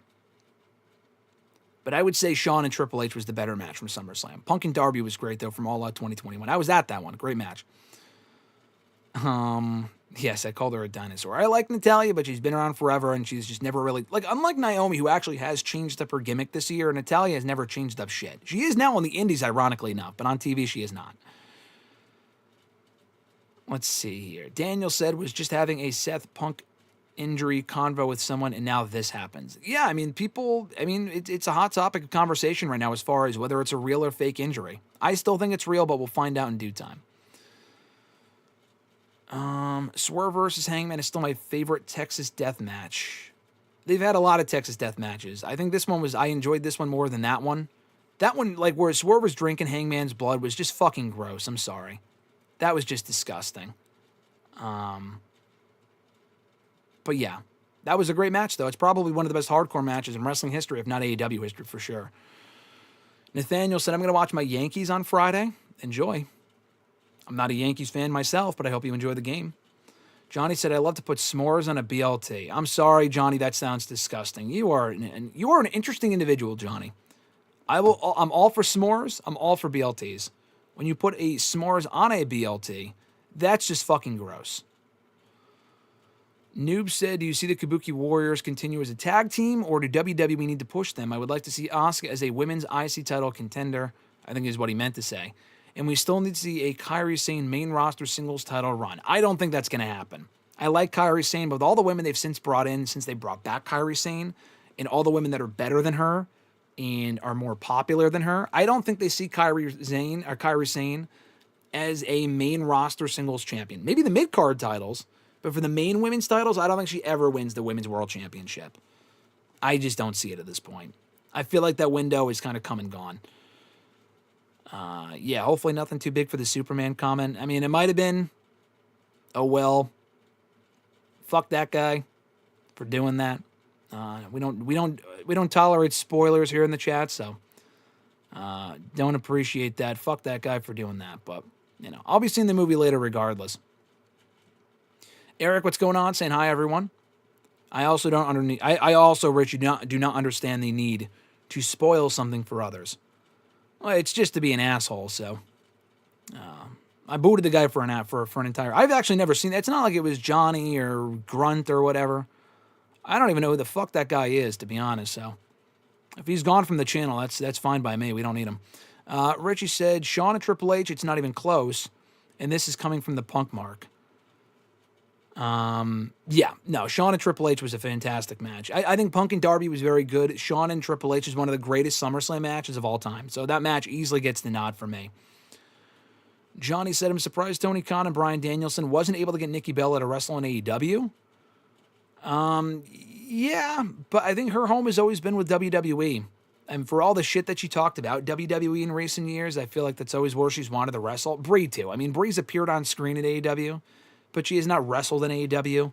They also wouldn't even really fit in AEW. I mean, the women's division they have in AEW, they have way more women. Same thing with WWE, way more women that are better than the Bella Twins. I just don't feel like they'd really even get over in AEW. I feel like people don't really care in AEW about the Bella Twins. In WWE, anyway, she has an established fan base, an established credibility. It makes more sense for her to be back in WWE. In AEW, Nikki Garcia against Thunder Rosa, she'd get fucking murdered. I'm not really shocked that didn't happen. Yes, Richie, I do remember when Natty had the cat gimmick. I also remember the fart gimmick. She's had a slew of terrible gimmicks over the years. Johnny said, Natty going to show up at your door with Jurassic Park's dinosaurs. I'm surprised that she wasn't in that Jurassic World movie I saw last week. I thought she might make a cameo with her fellow dinosaurs, but I guess not. I kid. I thought I like Natalya, like I said, she's not my favorite on the roster. It's not that I hate Natalya. It's just that her booking on the show, it has never changed. It's never changed. Dolph was the same thing. I was always a big Dolph fan until I wasn't, because they overexposed him. He did nothing on the show. There was no reason, from a storyline standpoint, we did not need Dolph on the show. I've met Dolph since then. I've interviewed the guy. I love the guy. But as a character on the show, I just could not bring myself to give a fuck. And Natalya is the exact same thing. I'm sorry. Grunt said, and of course, the usual suspects were making us think about the match. Mocks Hangman with their think of the children comments. That's par for the course for every AEW hardcore match. I don't like that shit. Like I said before, I don't like the whole Texas death match, the fucking fork nonsense. I think it's stupid as hell. But for a main event of their biggest show of the year, given the stipulation, it made sense. I get why they did it. You have to make the most of the stipulation. WWE doesn't do that sort of stuff. They want to be the alternative. I get it. Do I like it? No. I think it's stupid. But I get why they did it. And it added to the match. Do you get popcorn or something else in the movie theater, Johnny asked. I always get popcorn. I always have a soda. And I always have candy. I don't always have candy. That kind of is hit or miss. But the popcorn and the soda is always a is always a must. The popcorn specifically. I could have a fucking water. It doesn't matter. The popcorn, if I go to a movie and don't have popcorn, it's not a complete experience. I do not enjoy myself as much, and I'm not a happy camper. So the popcorn is a must. With butter, but not too much. Richie said, you mean you can't see Nikki Garcia competing in a Texas death match? Shockingly, no. I know that she would probably thrive in that environment. But no, I certainly could not.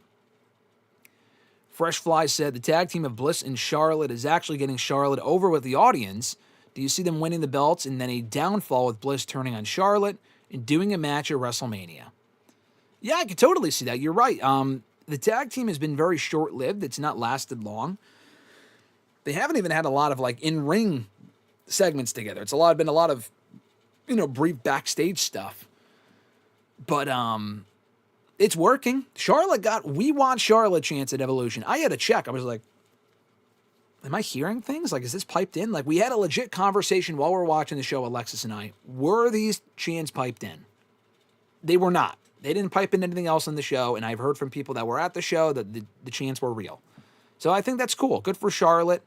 I hope it does lead to a big Charlotte-Alexa Bliss feud at some point, which we haven't really gotten a feud between the two. They've had matches before. They did kind of have a feud a few years ago when she still has the fucking Lily doll, but they had a match, I think I want to say at Night of Champions or Clash of Champions in 2021. The match was fine. The feud was but I feel like this would be better. They also had a match at Survivor Series in 2017, I want to say, and Charlotte won that, I think. Their matches will not be great, but I feel like what they're doing right now is working, so I am all, in favor of that, which is pretty cool. Daniel said, we don't talk about Bruno. No. I have actually never seen that movie. I've actually never seen Encanto. That's one of the few. I ran down with someone recently. All the Pixar movies I have not seen. And I think there's 4 that I have not seen. Out of, how many have they done? 20, 25? Maybe not even that many. I've seen them all. I think I've seen every single Pixar movie. Maybe we could do a Pixar movie list at some point here on the channel, even though it's not wrestling related. But I've seen every Pixar movie but Encanto, Luca, Elio, which just came out, but I might just wait until Disney Plus because I just don't care, and Good Dinosaur. I think those are the only 4 Pixar movies I haven't seen. Indeed, Richie. Love Ziggler. Love Ziggler. We've always loved Love Ziggler. Dolph Ziggler, not so much at certain times. Love Ziggler, you can't not love Ziggler. Johnny said Tony Khan doesn't use female legends unless they're from Japan. Yes and no. He doesn't. You're right. He did use Aja Kong a little bit when AEW first started. But to be fair, there were talks of Lita potentially going to AEW, which would have been fucking awesome, honestly. I feel like she would have been a perfect fit for AEW a few years ago. There were talks of her going there, and then WWE must have offered her a better deal because she went to WWE instead soon after and was in the Rumble, and then she did the Elimination Chamber match. It wasn't in the Elimination Chamber, but she was at the Elimination Chamber pay-per-view against Becky for the women's title. And that was a great match. They had a really, really good match, actually. Probably one of Lita's best matches ever. So, my point is they almost did use Lita. Like, what other women would they have used? Trish? Trish is like too much of a pro WWE star for me. I don't know if that really would have worked. AJ Lee doesn't really seem interested in doing anything. The Bella Twins would not have worked. Any wrestling women's legends would probably just go back to WWE. Kelly is not wrestling in a fucking Texas death match in AEW. Nor would anyone really want to see that anyway. So, it's not that Tony Khan doesn't want to use female legends. Who would he even use? It seemed like he would have used Lita, but she went to WWE instead. Fresh Fly said, popcorn and an icy at the movies is always a must. I can't do the candy. It's like $7 for a box of Skittles. Call me cheap. I don't care. $7 is crazy. No, Fresh Fly, you are not cheap. That is very reasonable. And not only do I agree with you, brother, yes.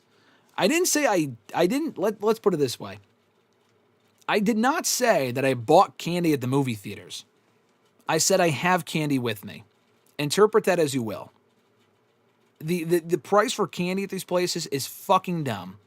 Let's just say that if I'm going to a movie theater, I do scout the nearest fucking Price Chopper, dollar store, Five Below. I do not buy candy typically, maybe once in a blue moon at the movie theater unless I have nothing. unless I can't get somewhere beforehand. Let's just say I make a stop before we go to the movie theater. Interpret that as you will. Noob said, I believe that was Extreme Rules 2021. You are correct. That would have been or Extreme Rules. Okay, I thought it was Clash of Champions or something. You're right. That would have been, I guess, Extreme Rules 2021 between Charlotte and Alexa Bliss.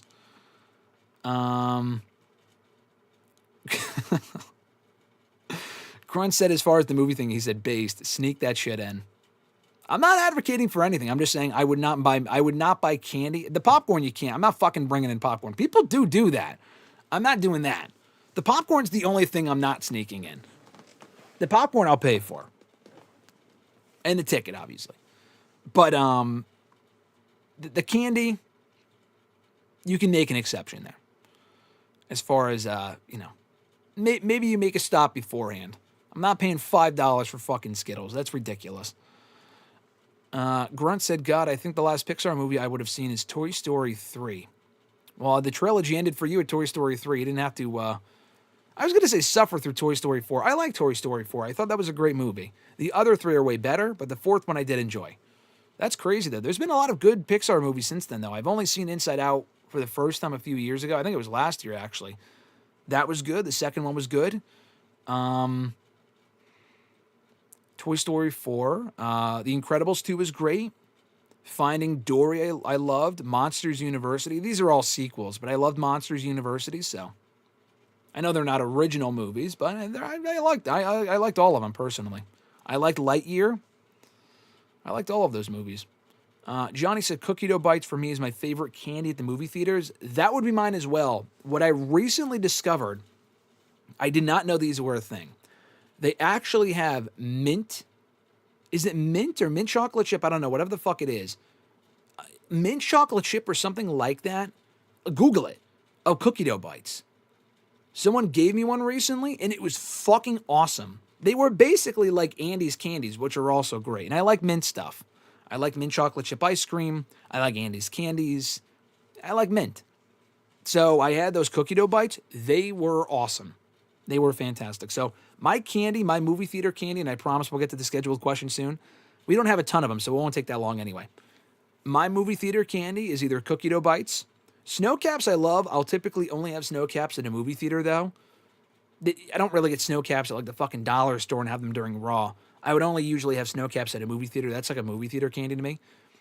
Cookie dough bites, snow caps, M&Ms. Those are my top three. Love all three. And also Hershey bars. That's actually my Mount Rushmore. Hershey bars, M&Ms, snow caps, cookie dough bites. For movie theater candy and just candy in general, if anyone's interested in getting me candy, those would be my top four. I do like, Alexis got me Lifesavers the other day. I like those. I just don't like, I would prefer the other ones over those, which was a nice gesture on her part, of course. I like Lifesavers. Bunch of Crunch I think are great. I only started liking those a few years ago. I like Bunch of Crunch a lot. I'm not like a big, I don't have a big wide variety of candy that I do like, honestly. It's kind of far and few between. I like Kit Kats. I like Twizzlers. I like those. Or not Twizzlers, Twix. I like Twix, Kit Kats. I do not like, I saw Reese's Pieces from Grunt. I don't like the peanut butter in candy. I like peanut butter, but I just don't like it in candy. Like I said, I'm a weird person. I get it. Not a Reese's Pieces person, not a Reese's person in general. I don't like peanut butter M&Ms. What else? Mike and Ike's I don't like. Swedish Fish I would eat. I like those. I like sweet and what are the sweet and sour shit? Sour Patch Kids. I like those. Wouldn't go out of my way to buy one, but if someone gave it to me, I'd eat it. I like it. We should do a fucking tier list of candy. I feel like that'd be fun. Anyway, I'm sure we'll get plenty more fucking movie theater comments and candy comments given to me. I love this shit. Who cares about wrestling? You know what I mean? Johnny also said the pizza and chicken tenders are not bad. At the movie theaters, it depends what movie theaters we're talking about. We're talking like AMC, Cinemark. Like the local movie theaters that I go to that aren't like fucking AMC and Cinemark. They don't really have chicken tenders and pizza. Although I've had pizza at a movie theater before. I've had chicken tenders, and they're not bad. I have a very low bar with that sort of stuff. I don't really give a shit. Give me fucking barbecue sauce. Give me the tendies. Give me the pizza. I'll eat it. I don't give a shit. It's usually pretty good, too. Daniel says, I haven't seen it either. Johnny said, I want to see you do a movie ranking or a ranking of Quentin's rankings of Quentin's movies after you watch all. Oh, wait, I'm confused. You said, I want to see you do a ranking of Quentin's rankings after you watch all of his movies. Does he have his own ranking of his own movies? Is that what you're saying? I've only seen a few of his movies. The only Quentin movies I've seen are Once Upon a Time in Hollywood. I have not seen Inglourious Bastards, but I've seen Once Upon a Time in Hollywood, Django Unchained, Pulp Fiction. Honestly, that might be it. I don't think I've seen any of the other ones. I have not seen Kill Bill 1 or 2. I haven't seen Inglourious Bastards. Hateful Eight I did not see. I think those are the only 3 I would have seen. And I like them all. The Django Unchained being my favorite, but they were all great movies. Anyway, Grunt said Victoria, possibly Molly Holly, the more wrestlers. Oh, as far as women's legends in AEW, Molly Holly was never going to AEW. Molly Holly's been with WWE for like a fucking decade now as a producer, and she's made so many cameos at WWE pay-per-views. That was never going to happen. Victoria, I could see. Victoria would have been cool. Victoria also seems to me like someone who really would rather just go back to WWE. Victoria 10, 15 years ago, maybe, when she went to TNA, she left WWE on her own terms and went to TNA. For a few years, actually. She was there for at least 4 or 5 years. I could have seen Victoria in AEW at that point if AEW was around. But at this point, she's older. She probably doesn't want to. If anything, she would only want to go back to WWE. She was in the Rumble one year, a few years ago, which was cool. During COVID, mind you, but she was still in the Rumble, which was cool. Yeah, I mean, at this point, she wouldn't be in AEW. She's not that big of a name, but, maybe 10 years ago, I could have seen it. Grunt said, oh shit, I did tell a lie. I did see Inside Out, my bad. Yeah, Inside Out was good. It's one of the better Pixar movies in the last decade. Fresh Fly said, I found Finding Nemo on DVD at Goodwill the other day for $3. Although it wasn't Blu-ray and everything is on streaming, I still bought it for nostalgia reasons. I still do that. I don't go out and buy DVDs. I will if it's a really special movie, or a movie that just came out that I feel like might not be on a streaming service. But yeah, I still do that. I still have a whole DVD collection right next to me. I have a lot of DVDs. That's a good pickup though. Finding Nemo's in a fantastic movie. I love Finding Nemo. For $3 too, awesome. Honestly, I watch Disney Plus more than any other streaming service, so I probably wouldn't buy Finding Nemo on DVD because it will always be on Disney Plus.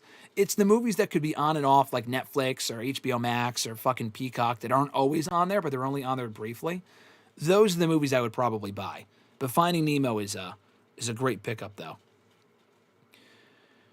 Johnny said for the women's wrestling legends, Jazz, Jacqueline, ODB, Gail Kim, Molly Holly, Victoria, Melina Perez, Ivory, the Cat, Tori Wilson. Okay, well, most of those AEW has no value in picking up. I mean, why would any of those women go to AEW? Jazz doesn't really wrestle anymore. She did her last run a few years ago in TNA.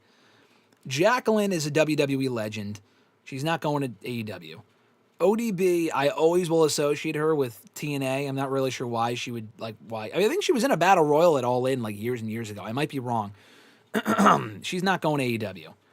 Gail Kim is probably the only name on this list I could see having a legit run in AEW for, one more match. That would be cool. Although at this point, she seems to be closer to going back to WWE than AEW. In WWE, with the TNA partnership, and she's gone from TNA, and there's a lot of women in NXT and WWE that would want to see her in WWE as a coach or a producer or as a one-off match or whatever, that would be sick. We did not see her at Evolution, but it would be cool to see her back in WWE one more time. AEW, she'd probably be the closest one on that list. Melina, does she even really wrestle anymore? She had one run in the NWA a few years ago. I haven't really seen her since beyond the Rumble appearance and her being in the crowd last night, or at Evolution rather. Victoria, already explained. Molly Holly, I already explained. Ivory, again, WWE legend. She's not fucking wrestling in AEW. The Cat, what the fuck is she even doing these days? And Tori Wilson, another WWE legend. So I don't think any of those women would ever go to AEW except for maybe Gail Kim at this point in time. Daniel said, Love Ziggler would have cried at that moment in Toy Story 3. Yes, he would have. He told me himself, actually, he got emotional at that moment in Toy Story 3. Like Richie said, it's enough to make a grown Ziggler cry. Indeed. Johnny said, how many times is Tony going to call out Wendy Richter in the press conference without her appearing on AEW? Is she still calling out Wendy Richter? I thought she stopped doing that. Excuse me.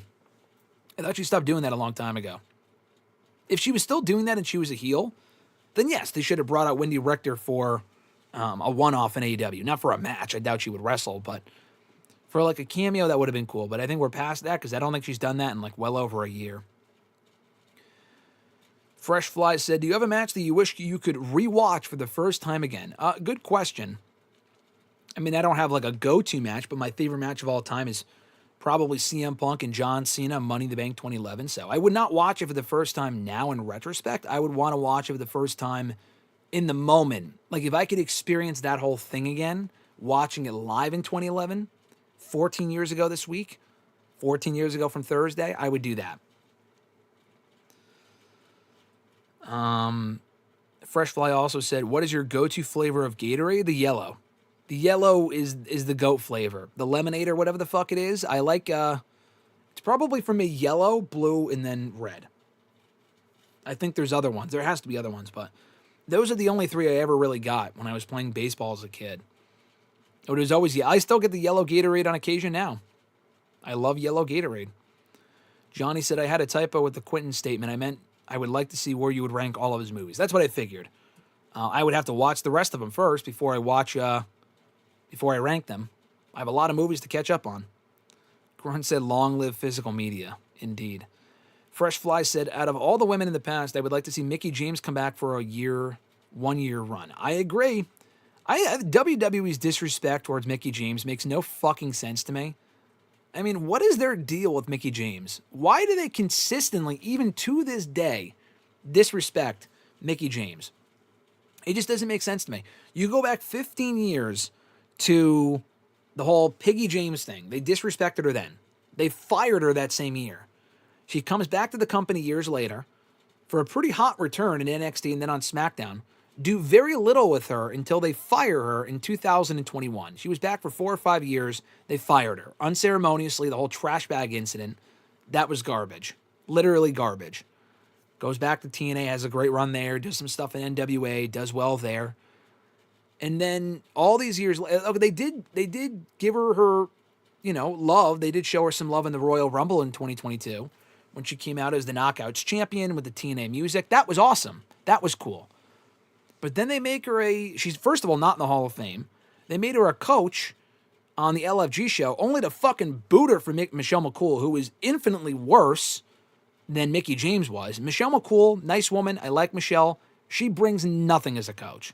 She adds nothing as a coach. Very, very little. She's only on that show because Taker is married to her. Taker wanted her on the show, so they booted Mickie. Taker's probably like, I won't only stay if I can work with my wife. That's fucking nonsense. So she got booted from that show, and then she's not in the Rumble this year. She's not brought back for anything. She's not at Evolution. She's not even in the fucking crowd for Evolution. I don't get the disrespect for Mickie James. Her in AEW, even today, I would be all for it, honestly. Daniel said, long live CFO, indeed. Grunt said, damn right, Daniel, put respect on their name. Grunt also said, Swerve versus Danielson for me, 100%. As far as favorite AEW match, it was an amazing match. It All In last year. I know Danielson's your boy, Grunt, so I'm not surprised, but it's not a bad pick. It's a fantastic match. Richie said, I would love to experience WrestleMania 4. Oh, as far as match you would want to rewatch again. I see what you're saying, Grunt. Richie said, I would love to experience WrestleMania 40 in person again. Wish time machines were real. They still could be. I know we're past 2015, but Doc Brown could be working on it as we speak. Yeah, experiencing that in person again would also be awesome. Having been there as well, that would be sick. Specifically for that main event. Richie says, I think back on it and it still feels like a fever dream. Yeah, that is. I mean, especially your experience and how you got there and where you sat and that whole thing. I don't blame you. That's pretty awesome.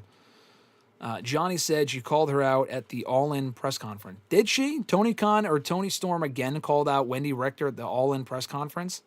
Jesus Christ. I don't know why they wouldn't bring back Wendy Richter at this point for a segment on Dynamite. I'm shocked it hasn't already happened. She's talked about it in interviews before, but I think she said they never approached her. Kind of weird to me.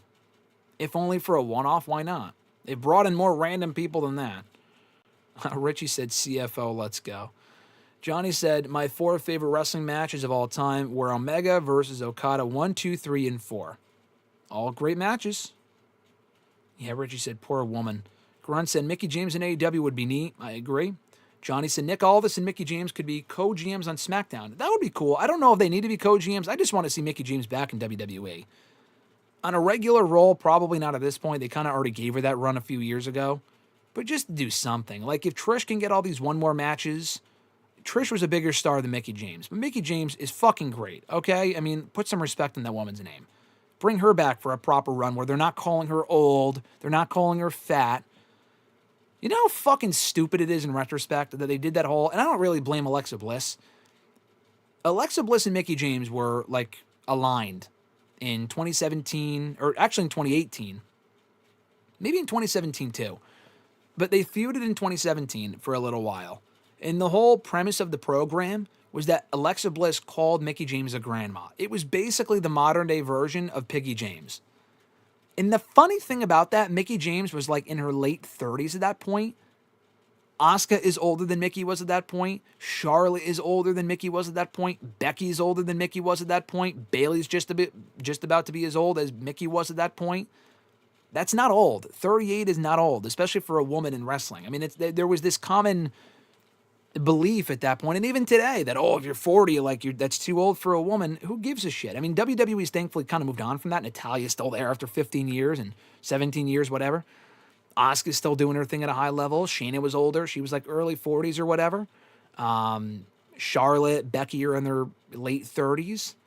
That's not old. If it's not old for a man, why would it be fucking older for a woman? That's what I don't understand. Anyway, Richie said, post-retirement Taker is kind of a loser. Is he? I mean, I don't know. I've seen him on LFG. I like him on LFG. I've liked him on his podcast. I like Taker. I interviewed him earlier this year. He seemed like a cool dude. Johnny said, besides the Taker-Shawn Michaels matches, what is your favorite Undertaker match? Good question. Honestly, it might be, hot take, it might be him and Edge from SummerSlam 2008.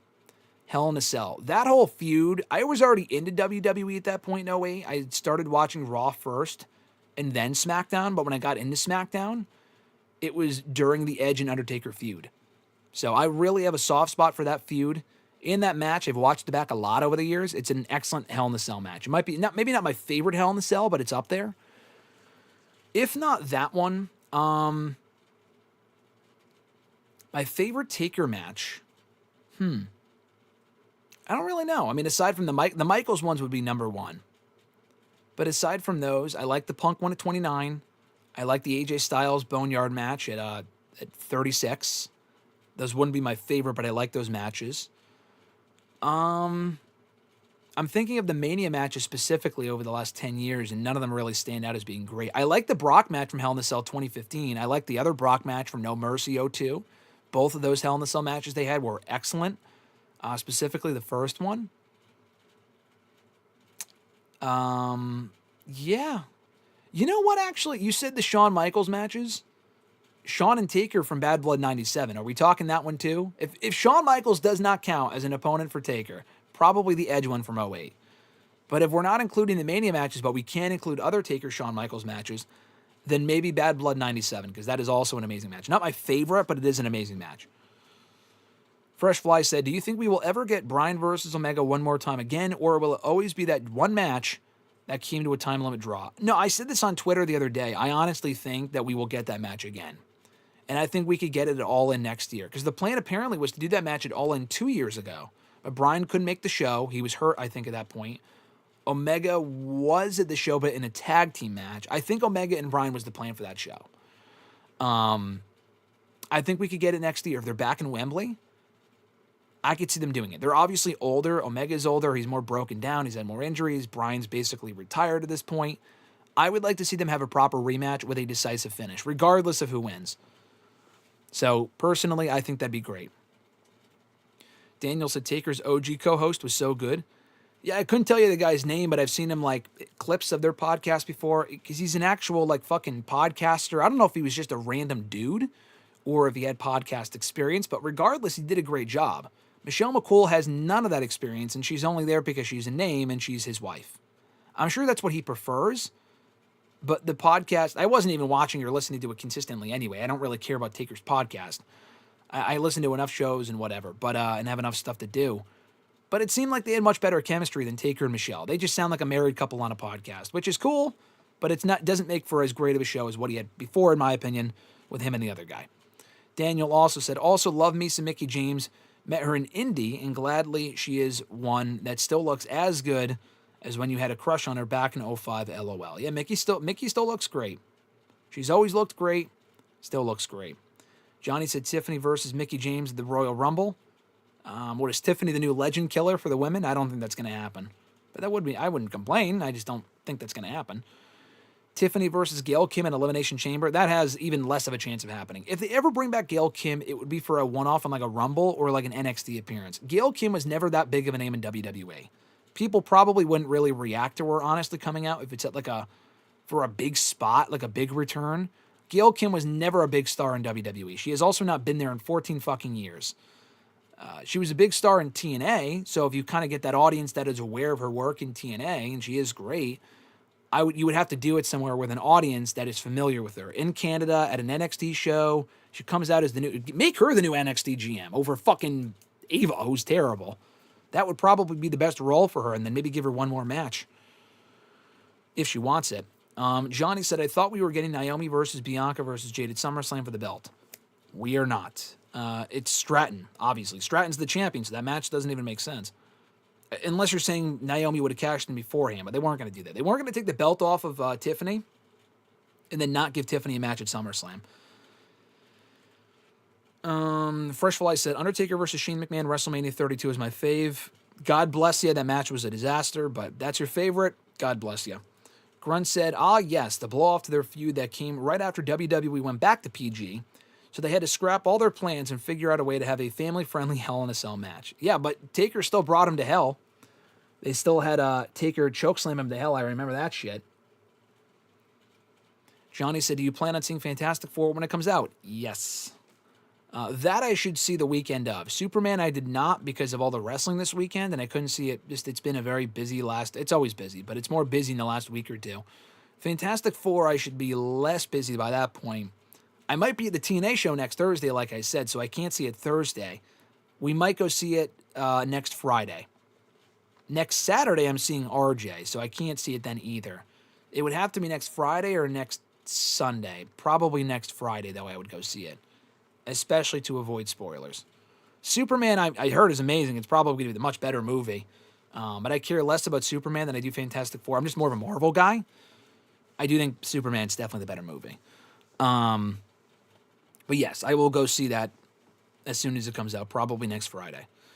Grunt said, I thought the plan for that All-In was Danielson and Nigel, or has Nigel just been gaslighting us for all the sake of their feud? No, that is true. I think there was a plan to do Danielson and Omega first, because that is, why would you not? If you have a choice between Danielson and Nigel and then Danielson and Omega, you're doing Danielson and Nigel. Or I'm sorry, Danielson and Omega first. I like Nigel. I love Nigel. I'm glad they got that match. We got that match last year.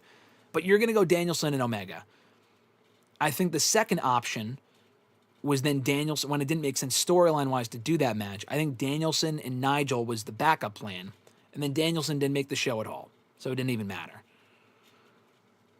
Grunt said, I also had the pleasure of meeting Mickie and can't concur. Yeah, Mickey's great. I've had the pleasure of meeting her a few times. I've interviewed her once. Mickey's great. Johnny said, do you want to see Okada versus Omega 6? The series is currently tied at 2-2-1. I would like to see it. I actually liked their match at All In more than most. They saw a lot of people say it was underwhelming. It was only good. I thought the match was excellent. I really liked the match. I could have done without the Don Callis interference. That kind of felt forced and unnecessary. But the overall match, I thought was great.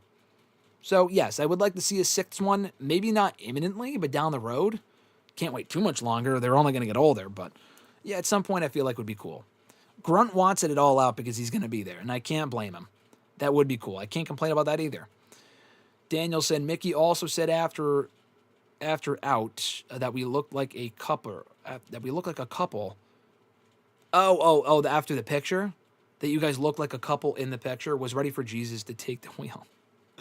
Hey, listen, it can't be repeating that to Nick Aldis. Nick Aldis would not approve. Nick Aldis would not be Would not be happy to hear that, but that is funny. That she just seems like the nicest person as far as she's got that like Southern hospitality vibe to her. Does Mickey? Big Mickey fan. Johnny said, have you seen any Alex Windsor's matches? Are you hyped for her future matches in AEW? Hyped? No.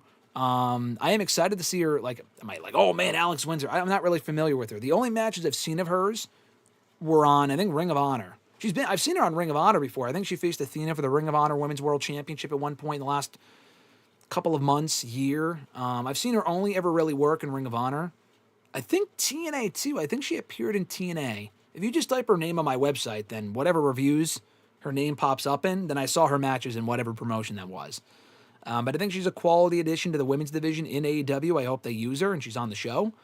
They signed Tekla, and she's been on the show almost every fucking week, at least on Collision. So, yeah, hopefully she gets featured, and she can show what she can do. Southern women are underrated, Grunt said. Johnny said, Hangman Adam Page can finish the year as a wrestler of the year. For AEW, he probably will. Every company, I don't know. I'd have to really think about that. But for AEW, he probably is the wrestler of the year. Definitely more so than Moxley. He's done more than even Swerve. Will Ospreay's had a great year. He's probably going to have to compete with Hangman, or Ospreay will, with Hangman. But Hangman, as far as accomplishments-wise and whatnot, and the matches he's had, yeah, he might be AEW's Wrestler of the Year, if not Wrestler of the Year overall. Fresh Fly said, everyone's got one. What is your go-to karaoke song? I don't have one because I don't do karaoke. If I did do karaoke, what is a song that I know enough of the lyrics of that I could do karaoke to it? Probably Cult of Personality. I know every word of that song and every fucking verse, every beat drop, whatever, for obvious reasons. So it would probably be that. There's other songs I know by heart, but more so Cult of Personality than likely any other. But hopefully the day never comes that you guys ever have to hear me do karaoke. I have sang here on the show and read out rap lyrics, but actually doing karaoke, I don't know if that would end well. Johnny said, is Toni Storm the female wrestler of the year so far?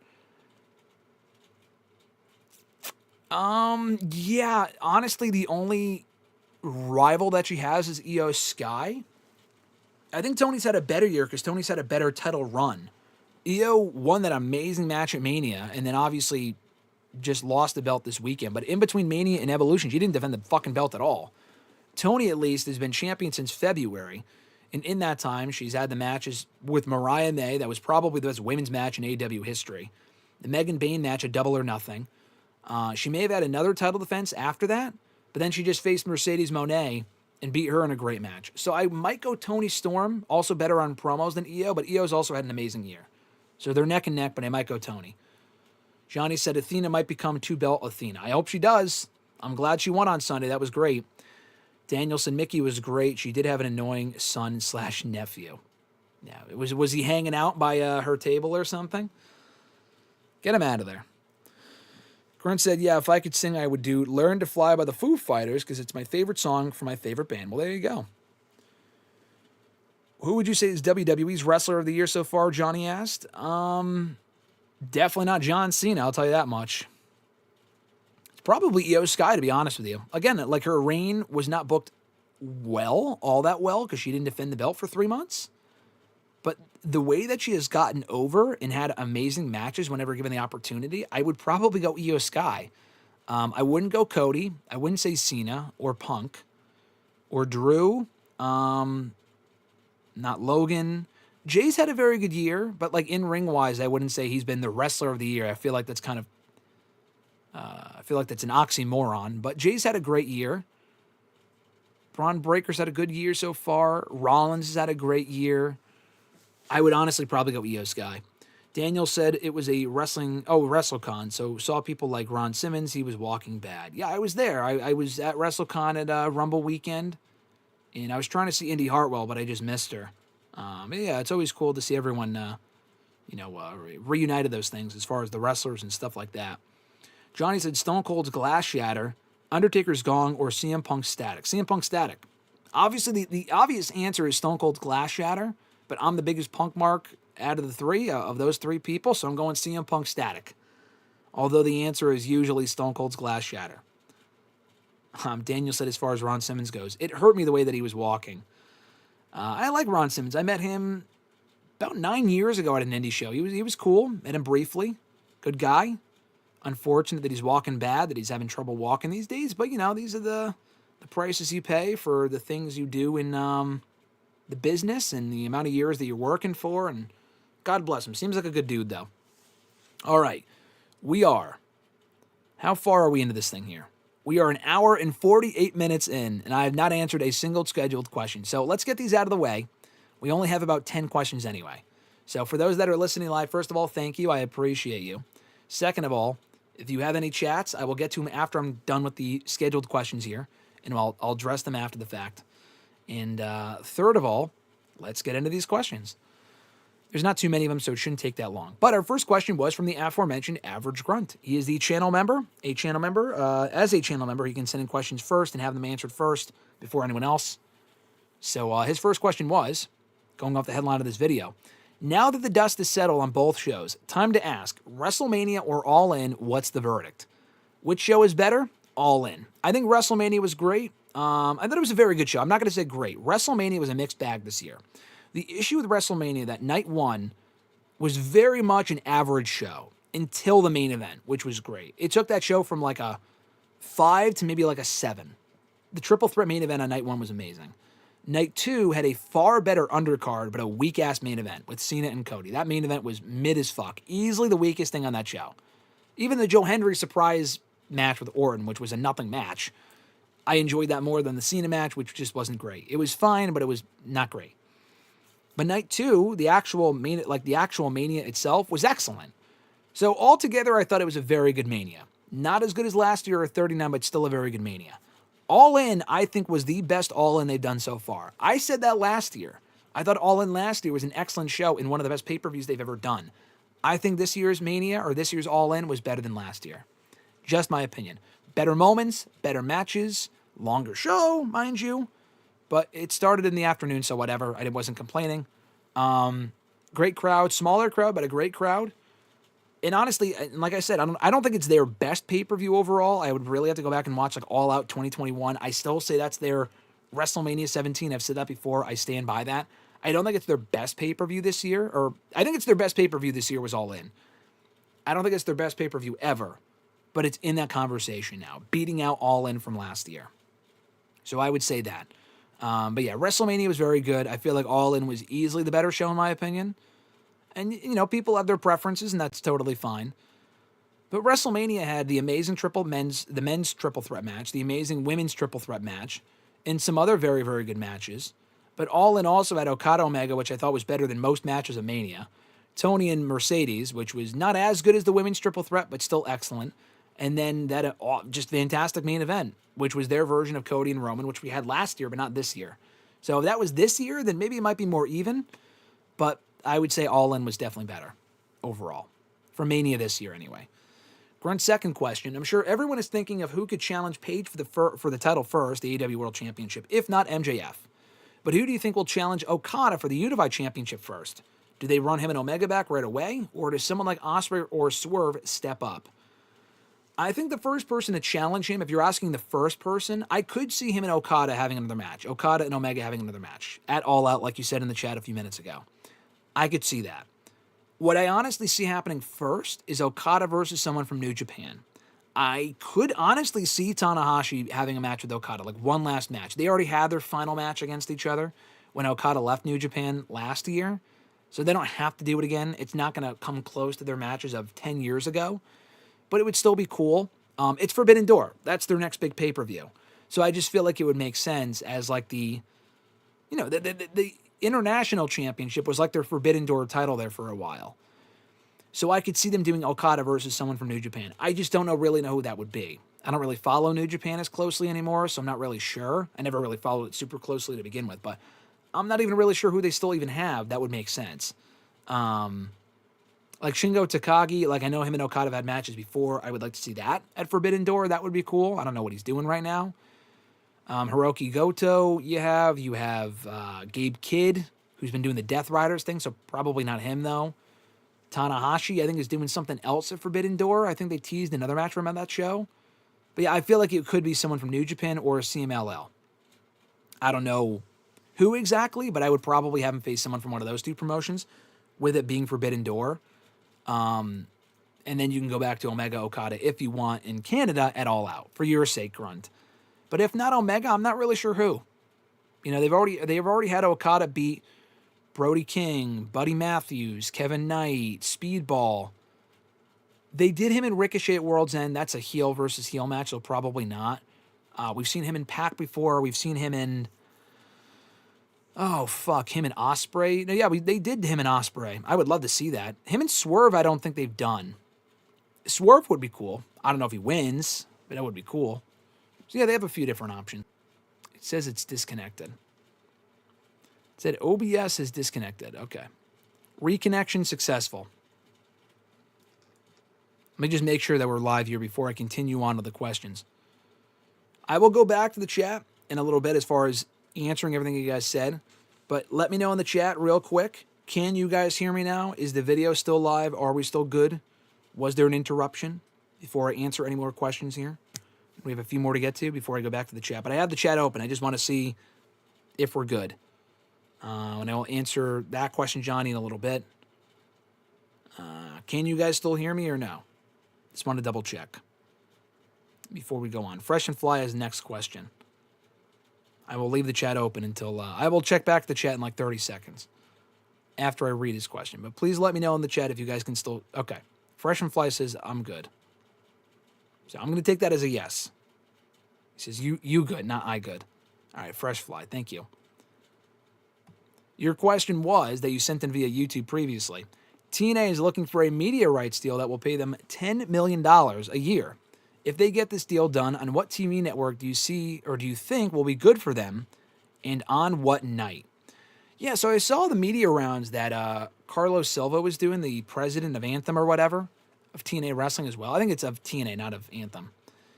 And I saw him saying that they want a bigger deal for their TV rights deal or whatever. I could see that.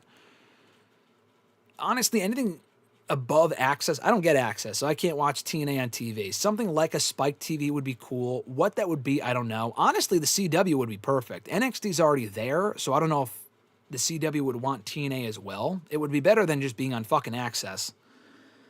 I don't know if $10 million is a lot of money for, to ask for from a, I mean, it's a lot of money, period. But like for them to ask for from a TV company, from a TV station, TV network, I'm not sure. I'm not like well versed in that sort of stuff to say. But like what channel would be good for them? Something like a Spike. The CW, like I said, I think would do well. TNT's already taken. TBS is already taken. I don't see them going to USA. And like USA picks up TNA. That would be fucking crazy though. Honestly, I'm not sure. I'm curious what you guys think. Let me know in the chat. I think the night, though, they should stay on Thursdays. Fridays is SmackDown. I would not go head-to-head. Not, obviously, I wouldn't go head-to-head with WWE, but I could see them doing, like a lead-in from SmackDown or a lead-in from Raw or something like that. I would not do that. Mondays are off limits. Wednesdays are off limits. Fridays are off limits. Tuesdays are NXT. So why would you not just stay on Thursdays? Saturdays are Collision for now. Saturdays and Sundays are pay-per-views anyway. So I would stick to Thursdays. I feel like Thursdays have always been the go-to TNA night for me since like fucking '08, even though they've changed nights a ton. I think Thursdays are always the best night for TNA in my opinion. As far as the network, I don't know. I'd really have to look through like the networks that exist, honestly, and what would make sense for them to be on. Because I'm not really sure. I don't watch much TV now, so I'm not really sure. But it would have to be a bigger network than Access, something that more people have access to. No pun intended. Jordan B. from YouTube said, if WWE brings back the Mixed Match Challenge, what would you do differently from the original format? Nothing, because I wouldn't do it. I fucking hated the Mixed Match Challenge. It was a bitch to review. It was just more unnecessary content. I didn't really care for the show. It had its fun moments. It was an interesting concept. The first season had no stakes. It meant nothing. The second season, they put up the spots, the 30th spot, entrance spots, in the Royal Rumble matches. So that made it more meaningful. It was a fucking show that wasn't to be taken seriously. It didn't really it didn't really carry over on Raw and SmackDown that much. So it was kind of like a waste of time to watch and review, to be honest with you. And they did it on Facebook. I would not do it again. I saw what someone said in response to your question on the video that you posted it on. You sent it on last week's video. Someone responded to you and said, oh, you could do it on Twitter like X, you could do it on X like Speed, but not as quick. I don't watch fucking Speed either. I don't watch Speed. I don't give a shit about Speed. They don't really consider it canon in the grand scheme of WWE anyway, because they never acknowledge it on Raw and SmackDown. They don't see anyone with a fucking Speed championship. So, I don't know. I wouldn't do it. I think it's a waste of time. They already have Evolve and Level... they don't have Level Up. They have Evolve. They have NXT. They're doing LFG right now. They do not need more content. Less is more. They absolutely do not fucking need Mixed Match Challenge. What I would do differently if they were to do it again, I would just make it mean more. The thing is that it's supposed to be a joke show, which I guess has its appeal to some people. I would maybe just put something on the line ultimately to make it more meaningful. I don't know, make the teams make more sense maybe? I don't know. It was just kind of a waste of time for me. So I would not do it again. But if they did, make it more meaningful. Justin K. from Facebook asked, do you think that Seth Rollins' injury will seal the fate of his faction with Breakker and Reed? Because if you look at it, Braun Breakker is being built up as a future champion and is getting a lot of backing. And Bronson Reed is just there in the faction as extra muscle and being left out of the world title picture. Bronson Reed is not going to be the world title picture. He's just not. And I like Bronson Reed a lot. I don't think they see him in that role. He should be. I think of the two, Braun Breakker is going to be competing for world championships, not Bronson Reed. At least as long as he's competing in this. Honestly, even if he wasn't in this faction, I still do not see Bronson Reed at this point in time competing with the headliners for world fucking titles. I just don't. So, honestly, Bronson Reed is in as good of a spot right now as anyone, or as he's ever been in, because previously, before the Rollins injury or the Rollins, feud last year, he wasn't really on the show and he wasn't doing much. Braun Breakker, the faction might actually be holding him back. He has competed in the Raw main events and whatever, but before this faction, he was the Intercontinental Champion. He was already headlining Raws and having great matches, getting over on his own. He didn't need Rollins for that. There really is no reason for him to be with Seth Rollins. So the Rollins injury, which I still think is real, we talked about before whether it's real or fake or whatever. Will that seal the fate of the faction with Breakker and Reed? No. I mean, the faction just debuted in April.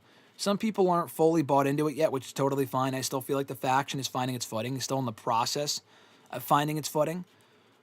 I don't think that they ditch the faction if Rollins is out. They still have Reed, they still have Breakker, and they still have Heyman.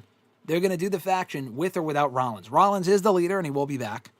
I don't think they ditch the group and they abandon the group just because Rollins is gone. So, no, I do not think Rollins' injury, real or fake, will seal the fate of the group. And they're going to be a group for a while, at least through next year. And then they can have Breakker turn on Rollins, and they can do Breakker and Rollins as a big-time feud, which will be awesome. Maybe Breakker and Reed before them, which could also be very, very cool. But I don't think this speeds up the process. I don't think they break up the faction at all. At Iwagu from Twitter, at Iwagu91 specifically from Twitter, he said, had WWE booked him right, what did you think Austin Aries' ceiling could have been? In WWE, probably as a mid-card guy. I don't think, Aries was great. I was a big Aries fan. He was a multi-time world champion in TNA, and I loved his run in TNA. He was never going to be a world champion in WWE. Not only just his size, but they already had other people in those roles in WWE, even when he was there in 2016, 2017. They had just brought in AJ Styles. They had Samoa Joe, who was never a world champion. He could have been a world champion over Austin Aries. But they had Joe, Styles. They already had The Shield, Ambrose, Roman, Rollins, all of whom were world champions multiple times during that period. Brock Lesnar was fucking around at that point. Goldberg was around at that point. Braun Strowman was getting over at that point. Kofi Mania took off in 2019. I just don't think they were ever going to put Austin Aries in main events. He could have absolutely been a mid-carder, though. If their idea of Aries was only ever being just a cruiserweight guy on 205 Live, that was a fucking waste. Same thing with Neville. They were destined for upper mid-card, at least mid-card things, not just the cruiserweight division. But I don't think he would have ever been a world champion, though. At least not in WWE. NXT champion if the timing was better, than maybe. WWE World Heavyweight Champion, Universal Champion, probably not. His second question, considering that the first All-In event was what led to the formation of AEW, is it fitting that it's now seen as their biggest event of the promotion? I do. All-In has become their WrestleMania. I think that's safe to say in the last couple of years, not just because of the big stadiums, but because they've used it as a place to culminate their biggest stories and have their biggest matches, have some of their biggest moments. Double or Nothing really hasn't felt important in like 3 or 4 years. The last few, I mean, I like Double or Nothing this year. It just doesn't feel remotely as big of a deal as it once did. I think All In is their new biggest pay-per-view. Like, they won't say that. They said, oh, yeah, every pay-per-view is equal. Bullshit. All In is not on the same level as fucking Full Gear or Dynasty or something. It's just not. All In is their biggest show of the year, literally and figuratively. So, yes, I do think it's fitting that All In was the, precursor to AEW, and now it's officially their biggest pay-per-view of the year. I think that's pretty cool. I would still get rid of All Out. Having All In and All Out is very fucking confusing. I know they've had All Out since 2019. I would still get rid of it, bring in a different show, do less shows, whatever. But that's just me. It's not like WWE when they, made Night of Champions and a Clash of Champions and then brought back Night of Champions. It's not like they were doing Clash of Champions and Night of Champions. That would just be fucking stupid. So I would get rid of All Out, but that wasn't your question. Only after Grunt goes to it. Grunt is going in this fall. He's going in September, so get rid of it after that. His third question, it sucks so much that for the rest of his tenure in WWE, Claudio, formerly known as Cesaro, never became a singles champion after his United States title reign ended. If he was never going to be a world champion, so be it. But he should have won the U.S. title again or the IC title. What are your thoughts? I completely agree. The fact that Cesaro was only ever a one-time United States champion, and he held it for a while, and he had some good matches as United States champion. But the fact that he was only ever champion once as a mid-card champion and never again held a mid-card belt is kind of fucking wild to me. Like, he held the tag titles a few times, obviously with Tyson Kidd, with Shinsuke, with Cesaro, or with Sheamus. He was a multi-time tag team champion, which is great. But he also should have been at least the Intercontinental champion. And they had their fucking opportunities, too. Cesaro challenged for that IC title a whole bunch of times in 2014. He challenged for it a lot, and they didn't give it to him. He challenged for it a few times in 2016 as well. They didn't give it to him. He probably challenged for it a whole bunch of other times, too, with Sheamus and whatnot, when they faced each other over the United States Championship. Didn't do it then either. And he should have been. He should have absolutely been the United States champion. He challenged for a whole bunch of times in 2015 with John Cena. Again, didn't win it then either. Even though his popularity was starting to take off post Tyson Kidd tag team, they still did not put either of the mid-card belts on him. And considering some of the reigns that we had in that decade-long period where Cesaro was not a mid-card champion, it's kind of crazy that he wasn't a mid-card champion again after that with some of the people that did hold that mid-card title. But they instead saw him as a tag team guy, so be it. At millennial_noob, last two questions of the episode before we move back on to the live chat. Noob said, what did you think of Evolution over the weekend? Did you think it was a success? And what did you think of Naomi cashing in on the Women's World title? I think Raw does need a strong heel in their division, in their women's division. I thought Evolution was great. I mentioned that before. I thought it was a great show. Very much enjoyed it. Better than the first installment, which I also very much enjoyed. That was a great show. This was even better. I did think it was a success. Ticket-wise, viewership-wise, I can't speak to. I don't know what the final numbers on that stuff was. But I do think it was a success. I would do it every year, if not every other year. More than every 7 years, I'll tell you that much.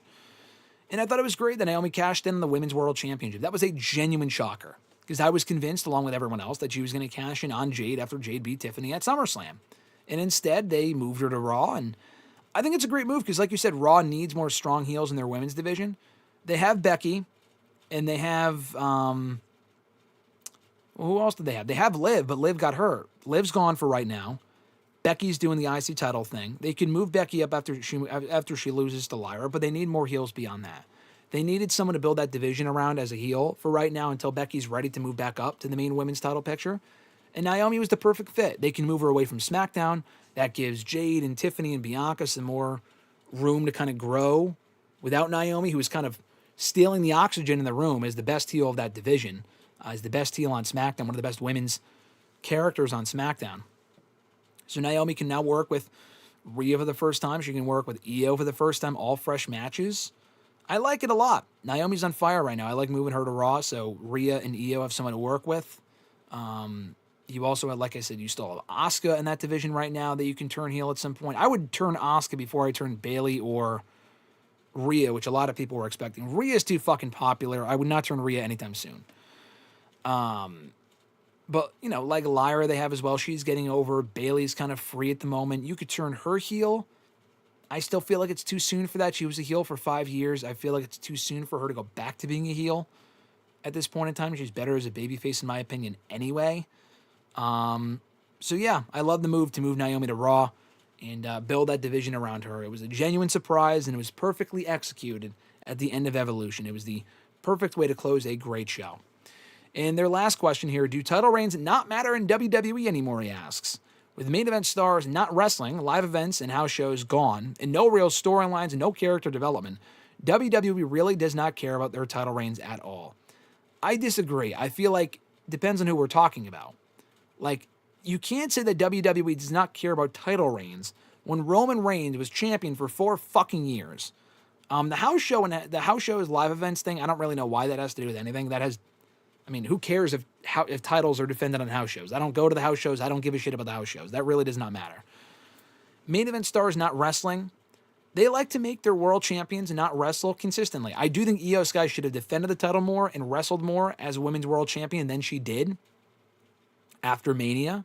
After that awesome match in Mania, she didn't wrestle a whole ton. That was a mistake. But, if they have their world champion not wrestling on TV every week, I think that's fine. They want to make it more special. Totally fine with that. It depends on who's holding the championship. Solo Sikoa has only been United States champion for like 2 weeks, and already his reign sucks. He beat Jey Uso or Jimmy Uso at Saturday Night's main event, fine. But he lost on SmackDown 2 weeks in a fucking row. He got pinned.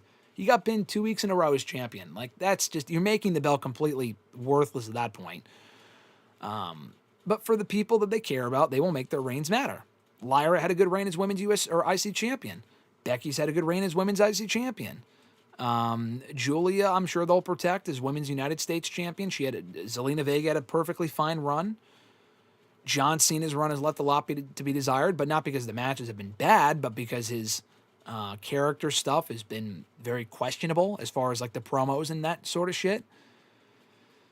So there's that. Gunther has been booked. He was booked as a perfectly fine world heavyweight champion, and his second run's off to a solid start. So, I can't really complain all that much about the title reigns. It's really more about, they don't care about no title reigns at all. That's just not true. They've had a lot of great title reigns, especially in recent years. It's about who's holding those titles and how they're booking those people.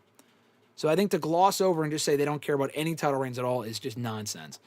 They don't care about certain title reigns. If that person's not a priority, whether it be a Solo Sikoa or Io Sky, they don't really see as much. Like, she is a star. But they weren't booking her as a defending champion the same way they have with Tiffany over on SmackDown. That's a problem. Tiffany's had a great run as the SmackDown WWE Women's Champion over on SmackDown. She's had matches with Trish, 3 great matches with Nia. I really enjoyed the match with Charlotte at WrestleMania. I might have been in the minority, but whatever. A great match on SmackDown with Bayley back in January, I think, as the WWE Women's Champion, if not February. So I think it was January. Yeah, she's had a very good run as champion. So it really is more about the person and how they book that run. I don't think it's fair to say that every run, they don't care about any title runs at all. Otherwise, they would just be booking hot potato title wins all the time and having their champions lose constantly. Some people do. Some people are booked like shit. But there's plenty of other champions that are more protected and have better runs than the ones I mentioned earlier. All right. That is it for these scheduled questions. So we'll go back to the chat here and see what you guys got to say before we head on out of here after we're done with the live chat. Let's see. Backtrack. Fresh Fly asks, do you have a go-to Nintendo Switch game that you enjoy playing? No, I don't own a Switch. I know people who do, whose games I enjoy playing with them. My go-to would probably be Mario Kart. It's always Mario Kart, although I love the Lego Star Wars, the Skywalker Saga. Easy for me to fucking say. Lego Star Wars Skywalker Saga. There we go. Love that game. I played that on the Switch and on Xbox, but that would be up there. I think those are the only 3 games I've played on the Switch. Mario Kart, Lego Star Wars, and Mario Party. That's it. I'm sure I've played another game, but those are the main 3 that I play. I don't really play video games, and if I do, it's not the Switch. But the answer, if I had to pick one, it would probably be Mario Kart. Mario Kart's great. Johnny asked, how many Ring of Honor matches of CM Punk have you seen? Not many. I don't think they included any of his on his DVD from the WWE DVD from a long time ago. I don't think they included those. If they did, I saw those. And I saw a few of his matches on other people's DVDs, like AJ Styles' DVD, Ring of Honor DVD. I watched those matches they had in Ring of Honor, which was cool. I think they had at least one match a very long time ago. Not many. I've seen a few of his Ring of Honor matches, but not many. Johnny said, would you watch a 4 or 5 hour movie in the theaters? No, I would not. I specifically waited until we talked about this movie a few weeks ago. Killer of the Flower Moon, or whatever that movie was, the Martin Scorsese movie. I waited specifically until that was on streaming to watch it. I'm like, I'm not fucking watching a 3.5 hour movie in theaters. It's not Endgame. You know, like I've seen 3+ hour movies in theaters, but even when they're close to 3 hours, I'm almost always checking my watch or checking my phone. It's just too fucking long. At least at like home, you can like stop it and finish it a different day or finish it later. Unless it's a really big movie, I'm probably not going to watch a 4 or 5 hour movie in theaters. But I have seen AEW pay-per-views in theaters. I did watch AEW Full Gear 2021 in a movie theater and AEW Full Gear 2020 or Revolution 2022 in a movie theater. Both of those were over 3-4 hours, obviously. And those were great shows. So that's probably the longest I've spent in a movie theater for an event, let's say. Bryan versus Swerve is still probably the best all-in match. It might be. It might have been. I mean, it's a better match than Hangman and Moxley. Hangman and Moxley, I think, had better culmination of the stories and the moments and whatnot. But both matches are still excellent in their own right. Johnny said Hangman can defend the belt against the Young Bucks in a handicap match. No fucking thanks. No one is going to take that seriously. And also, what would the Bucks have done to deserve a shot? No one thinks that the Bucks are going to actually win the AEW World Championship. That would just be stupid. Maybe on a Dynamite or something, but not on a pay-per-view. That would just be ridiculous. Daniel said rank Roman's matches / years. Oh, that's a good one. I could save that for a future WrestleRant ranks video. I won't do it here. Every Roman Reigns year since 2012 would be a good video to do, I think. But yeah, the CM Punk one is up for Monday, so check that one out. I know Daniel did, but everyone else, go check it out. Johnny asked, do you want AEW to sign Gabe Kidd? Yeah, I would like to see him in AEW. I mean, they keep taking all of New Japan's talent. I don't know who the fuck New Japan's going to have left. But yeah, Gabe Kidd, from what I've seen, is great. I saw the Kenny Omega match at Wrestle Kingdom this year. It was an excellent match. I would love to see him in AEW full-time. Grunt said Danielson versus Swerve is a top 3 all-timer for me. It was an awesome match. Johnny said, who are 2 women, any company, you wouldn't mind in a 60-minute Iron Man match? Great question. Honestly, Io and Rhea. I mean, I think I saw enough on Sunday to just convince me that would be enough. Deonna Purrazzo, if she was a bigger star, I mean, she had Iron Man matches before, at least one in TNA a few years ago. So I know she could do it. Really, a lot of the women are excellent. I could see in a 60-minute Iron Man match. But I'm just saying, based on their chemistry alone, and the match was already long as it was, I could see Rhea and Io being a 60-minute Iron Man match. No doubt about it. Charlotte and Sasha had a great one at End of the Road, the Roadblock show, End of the Line, I think it was called, whatever. They had a 30-minute Iron Man match. Bayley and Sasha, we know, have also worked an Iron Man match before. Run that back, make it 60 instead of 30. That would be another good one. Johnny said Okada fought Swerve last year in a champion versus champion match on Dynamite. I remember that, but I totally forgot about it. So I guess they have done that match before. Daniel said Seth ? As far as some of the best in the world? I don't know what you are referring to, Daniel, when you said Seth. Grunt said you were live and then there was a cut out for a second, but now you're good. All right, thank you. Freshfly also said I can hear you. Thank you guys for letting me know. Johnny said Okada can face the likes of Copeland, Lashley, Christian, MJF, Joe, Yuta, and Dax. Okay. I have no fucking desire to see Okada against Yuta at all. I do not give a shit whatsoever. Okada's not facing fucking Dax Harwood for a program. I love Dax, but FTR's doing their thing in the tag team ranks. They're not doing Dax and Okada for the fucking Unified Championship as a feud. Joe, I could see. MJF and Okada, I don't see. MJF is the, basically number 1 contender to the World Championship anyway. Lashley would be a weird match. They're doing the tag team thing. Copeland, doing the tag team thing, Christian doing the tag team thing. So I don't see any of those matches happening. Maybe Joe, but that's about it. As like a full-on feud. Grunt said, I could see Takeshita ultimately taking the title from Okada. They've been teasing that feud for nearly a year. I agree. They had a four-way, I think, at All Out last year, and then they moved away from it. They never had their one-on-one match. I agree, though. I also see Takeshita being the one to take the title from Okada, and I hope he is. Takeshita is fucking awesome. Maybe not soon, but at some point. If it was soon, I wouldn't complain. Okada's been holding, technically, the Continental Championship since last spring, well over a year ago. So if he loses it soon, I wouldn't complain. Johnny said the men's casino gauntlet was the first time I can remember where the first two entrances sparked my interest. I like the other casino gauntlet matches more, actually. And the first two entrants, I mean, I can't even remember who the first two entrants were for the other one, so I can't say. Johnny also said this decade has been a great one for, you said for fractions. For math fractions? Or I'm sure you mean factions. Yeah, almost too many factions, but, in both companies. But yeah, it's had a renewed resurgence on American soil for sure. Fernando, what's going on, brother? He said, Buenos dias, sorry I'm late, I just woke up. I've been working this graveyard shift lately. Well, hopefully it gets better for you, Fernando. Graveyard shift indeed sucks. Hope you got some rest. Thank you for joining us, though. Great to see you in the chat. We will be winding down at some point soon, but better late than never. Johnny said, Austin Aries probably could have won the IWGP World title in Japan. Depends on what time we're talking here. I mean, if he was there at the same time as Okada, Omega, probably not. I don't know. 10 years ago even? No. Austin Aries was not winning the world title from Omega or Okada or Jay White or any of those people. Johnny said, Double or Nothing feels important to me because of the anarchy in the arena. That's exactly why it's not important to me. I do not give a fuck about anarchy in the arena. I think it's just I get why they do it. I just think it's a dumb concept. And they do it every year, so it's not even special. It's like War Games. It's not special to me either, but I enjoy War Games more than Anarchy in the Arena. I like Blood and Guts more than Anarchy in the Arena. Fernando said, have you seen Superman yet? And if so, did you enjoy it? Have not seen it, seeing it tonight, like I said earlier.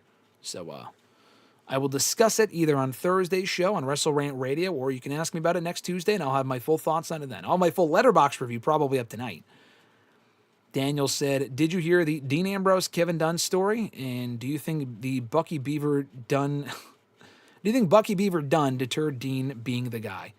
And that wasn't, I wouldn't just say it's Kevin Dunn's fault for why Dean Ambrose isn't the guy. It didn't help.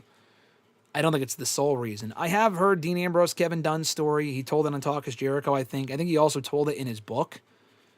I haven't finished the book yet. That's another book I have. I started, haven't finished it. This was from a few years ago. I will finish it soon. I'm really ramping. My Becky book, by the way. This isn't like, I know this looks weird because it's like the media copy. They sent this out to the media, like the rough draft version, which is cool. I got this last year for me to interview her. I had not read it before I interviewed her. I love Becky. Honestly, I was already a Becky fan. After reading her book, I'm even more of a fan now than I was before. The book is excellent. I can't put it down. I've read legitimately like fucking 200 pages in the last week and a half. And I almost never read anymore. I just don't have the time. But I've made time to read this book. And now that's how much I've read. That's how much is left. I have like 80 pages to go. I'm going to read more in a little bit. I want to be done with it soon so I can read my other books. 1, because I love the book. 2, because I can read the other books. And 3, so I can review it here for the channel. So for those interested, I will have a Becky Lynch book review up on the channel at some point. Probably within the next week or two. Probably by next weekend. So keep an eye out for that. Probably next Sunday. Johnny said it replaced All Out with Blood and Guts, just 6 matches on the card. I also don't think Blood and Guts needs to be a pay-per-view. I would not do Blood and Guts at the same time every year. And they haven't done it so far this year. They typically do Blood and Guts as a rematch from Anarchy in the Arena, and so far they haven't done that, so God bless. Daniel said, probably more Austin's podcast, I know, but still.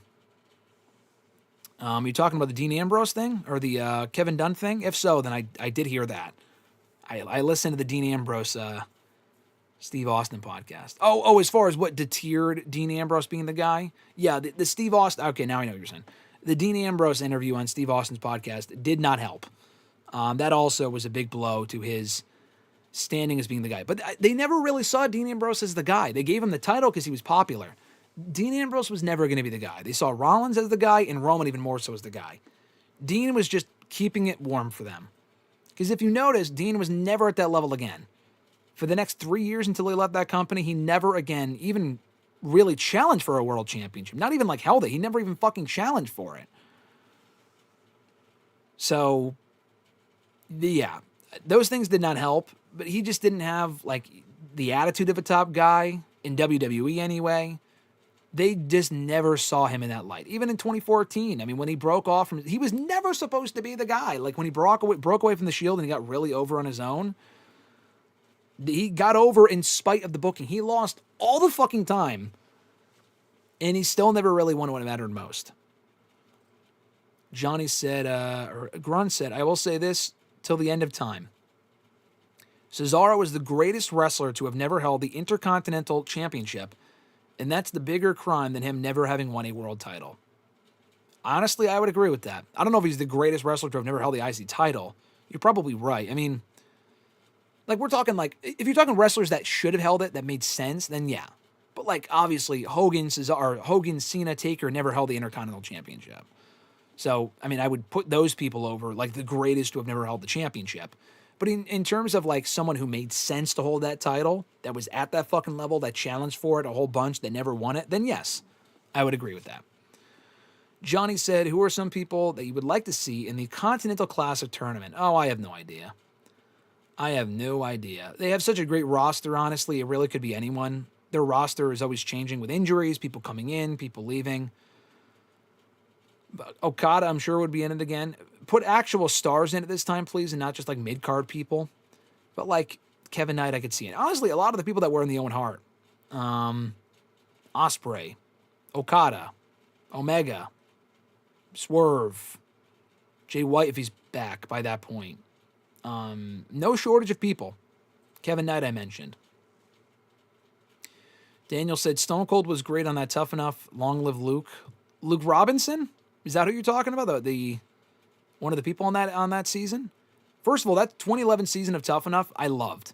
That was my favorite season of Tough Enough. I didn't see the other ones before that. I did watch the one after that, and it was not the same. I fucking loved 2011 Tough Enough, though. I do want to go back and watch it again. It was a really, really good show. Luke Robinson was great, though. I'm surprised he didn't really stick with wrestling after that. He did some indie stuff. I met him at an indie show, actually, after that. I also interviewed him on a podcast a year after Tough Enough. Good dude. Met him. Good dude. And, yeah, it just didn't really, for whatever reason, didn't really work out for him. Daniel said, Winner played everybody about his BS story. Yeah, I know what you're talking about. Yeah, that wrong winners for that season, but still a great show nonetheless. Fernando said, Io Sky having to go through Rhea again to get back the women's championship is ridiculous. I don't care if it's a triple threat match. I mean, yeah, Rhea wasn't pinned, and Io, they wanted to give her a rematch, so that's why it's a triple threat. They weren't going to live Rhea. Does Io and Naomi one-on-one make more sense? Yes, but they didn't want to live Rhea off of SummerSlam, so that's why she's in it. Hopefully she doesn't win it at that show. I would give Naomi a longer run than 2 fucking weeks, or 3 weeks, I guess. Fernando said, since Naomi is on the Raw roster now, Rhea should get sent to SmackDown. There is nothing left for her to do there. Yeah, I'd be fine with that. They could switch Naomi and Rhea. I could see that. I still think, well, Rhea still needs to beat Io at some point, and they want to give Rhea a big title win at that Australia show. I see her beating Naomi over beating like Jade or Tiffany or whatever. I would like to see Rhea on SmackDown at some point. Probably not right now. Freshfly said, if William Regal came back for one match, who would you want to see him wrestle? It could be a tag match too. Could you do WWE and AEW? You could do WWE and AEW. Obviously, Regal's not coming back for one more match because of his health. Regal's my favorite wrestler. But if he were to come back for one more match, his last match on record is that Cesaro match in NXT, which was an amazing way to go out because that match was awesome. If he were to come back for one more match, him and Danielson, who's also retired at this point, but he can come back and wrestle again, far more likely than Regal. Just because of their history, I feel like that'd be awesome. You know, their history in the Blackpool Combat Club, training Danielson, the stuff they did in WWE together. Probably Danielson. If it was a newer person, I have no idea. I'm not really sure. I'm trying to think of who else even on the roster like today. Kevin Owens and Regal I really wanted to see a decade ago because they really got in each other's faces there for a while in the next day. Like heel Owens against Regal would have been cool. But probably Danielson. Grunt said, oh, is this the first time one of my questions was the headline? I think it might be. I don't know. You could tell me. I'm not sure. It might be, though. If so, that's pretty cool. You're welcome. Daniel said, random thought, but I'm going to a Mets game on August 18th. You down? That's funny. I got to check my calendar. I appreciate the invite. I might. I would go to, like I said previously, Daniel, I would go to a Mets game with you. I might. I feel like I have something going on that weekend. Might be camping that weekend. You got a busy summer coming up, but potentially. I will leave that date open and ask me again soon. I might be able to actually do that. At some point, we will go to a Mets game for sure, though. Grunt said they got so many belts now it's nuts. Yeah, too many fucking belts. WWE and AEW both. Grunt said, so jealous. I gotta beg my local theater to start running AEW shows. I don't know if they do it anymore here. This was years ago. This was in 2021, 2022 that they were running AEW shows in the theaters. They might still do it now. I know they do Dave & Buster's, which is cool. I just watch it from home because I get the shows anyway. So I would rather just watch it from home than. That's the funny thing. I got the shows at that point. I could have just watched it from home, but I wanted to go out of my way to watch it with other people because the shows were that good, like consistently. I wouldn't really do that now. But at Dave & Buster's, maybe next year I can watch Dave & Buster's, or I can watch All In at Dave & Buster's. Sit there for 8 fucking hours. The only issue is I just have so much work to do usually, so that doesn't really work out, especially this year, but in the future, maybe. Johnny said, every year with Danielson and Edge since their return would be great tier ranking video. Okay. That'd be a good one. Ranking their respective years since being back in the ring. I feel like that'd be a good one at some point. I'll take that under consideration. Fernando said, I think Punk should turn heel and turn Braun and Bronson against Heyman and take over the faction out of spite and revenge until Seth returns. That's an interesting idea. I don't see that happening. I think Punk's better on his own. But, he did lead the new Nexus. He led the Straight Edge Society, so it's not completely out of the realm of possibility. But, yeah, not a terrible idea. I wouldn't see it myself. I wouldn't do that myself. But then you would have to turn Seth babyface again. And I just feel like it's better with Seth as the heel and Punk as the face at this point. Johnny said, I wouldn't mind seeing an Iron Man match, 60 minutes, tag team. I agree. It depends on the teams. Actually, we kind of got that. We kind of got an Iron Man match, 60 minutes, with FTR and I think Bullet Club Gold, Jay White and Juice Robinson 2 years ago in Collision. So basically, it wasn't an Iron Man match, but it might as well have been. Fernando said, Okada versus Yuta, God no. Yeah, no thanks. Daniel said, how do you boom Belm? How do you boom Belm? How do you... He said, sorry, how do you book Braun and JC? How the fuck did you get, how do you boom Belm? I mean, I know that's a typo, but how did it go from how do you book Braun and JC to how do you boom Belm? That's crazy. How do you book Braun and JC? Braun Breaker? Braun Breaker is going to be fine. I would do Breaker and Roman soon. JC Mateo, or what are you talking about? JC, or, I assume you mean JC Mateo. JC Mateo is probably only ever going to be a henchman in the solo group, although I would give him more of a shot on SmackDown because I love Jeff Cobb.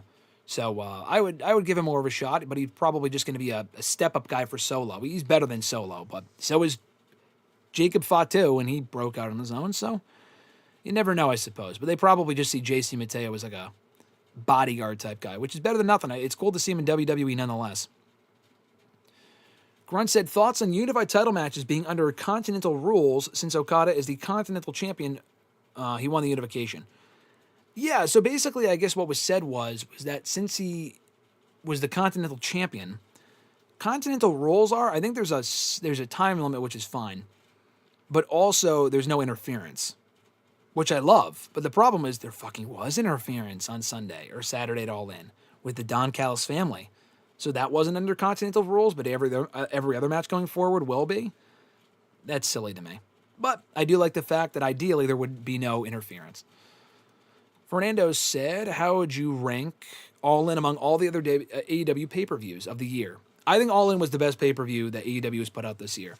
I do. I think Revolution was a great show. I think Double or Nothing was great.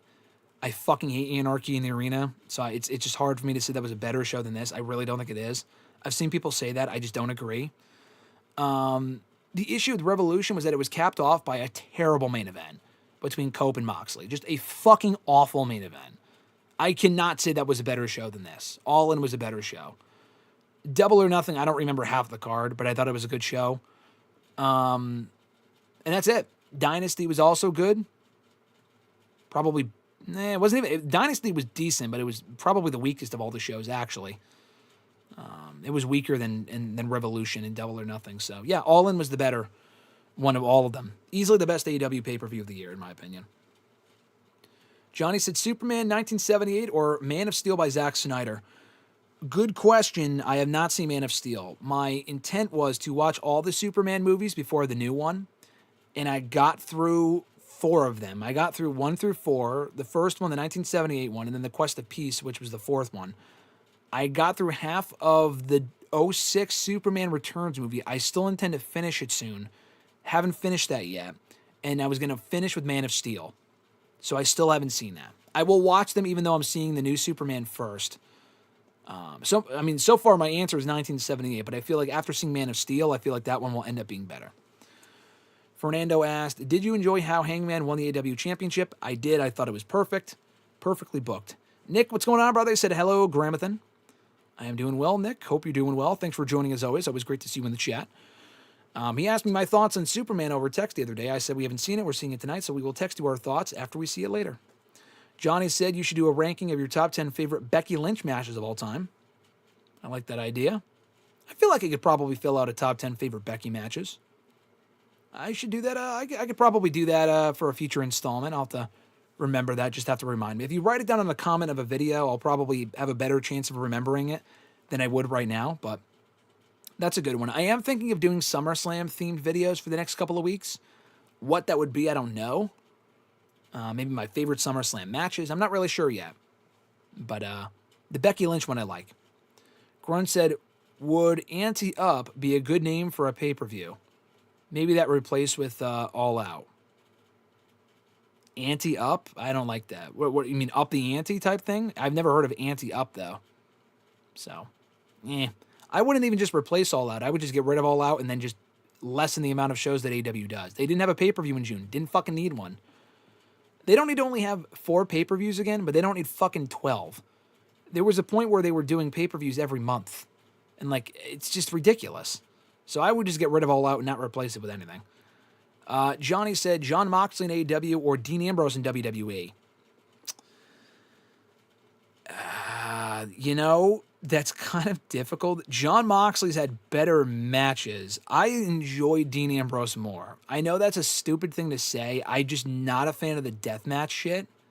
I loved Jon Moxley's first year in AEW, and he did some deathmatch stuff then. But when we got to, late 2021 Moxley, 2022 Moxley, it was okay. He's just doing shit. Definitely Jon Moxley in AEW. I love Dean Ambrose. He was one of my favorite wrestlers from 2014 through 2016. And then not so much after that. Probably Jon Moxley in AEW, though. He's much more of the guy in AEW than he was in WWE. But I'd be lying if I said I did not like Dean Ambrose from 2012 through 2016, maybe 2017. Johnny said Cesaro won the Ring of Honor World title. Yeah, but not a mid-card belt. We're talking IC belt. He's saying greatest wrestler to have not won a mid-card belt again in WWE after he won the United States Championship initially.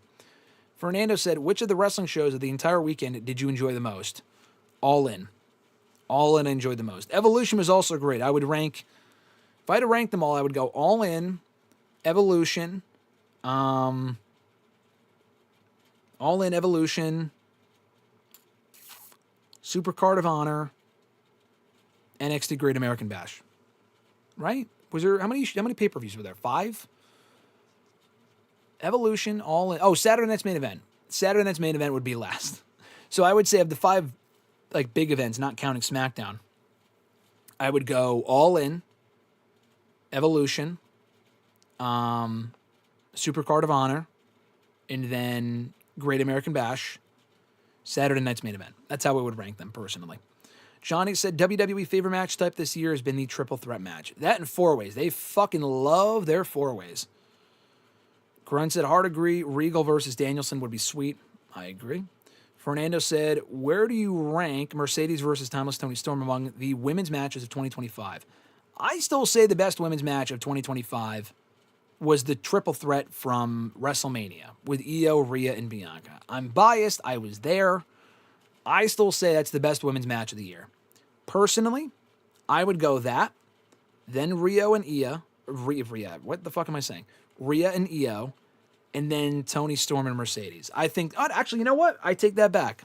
I think Toni and Mercedes was great. I liked Mariah May and Toni Storm more from Revolution. So I would probably go triple threat for Mania, Rhea and Io from Evolution with Naomi cashing in. Third one being, what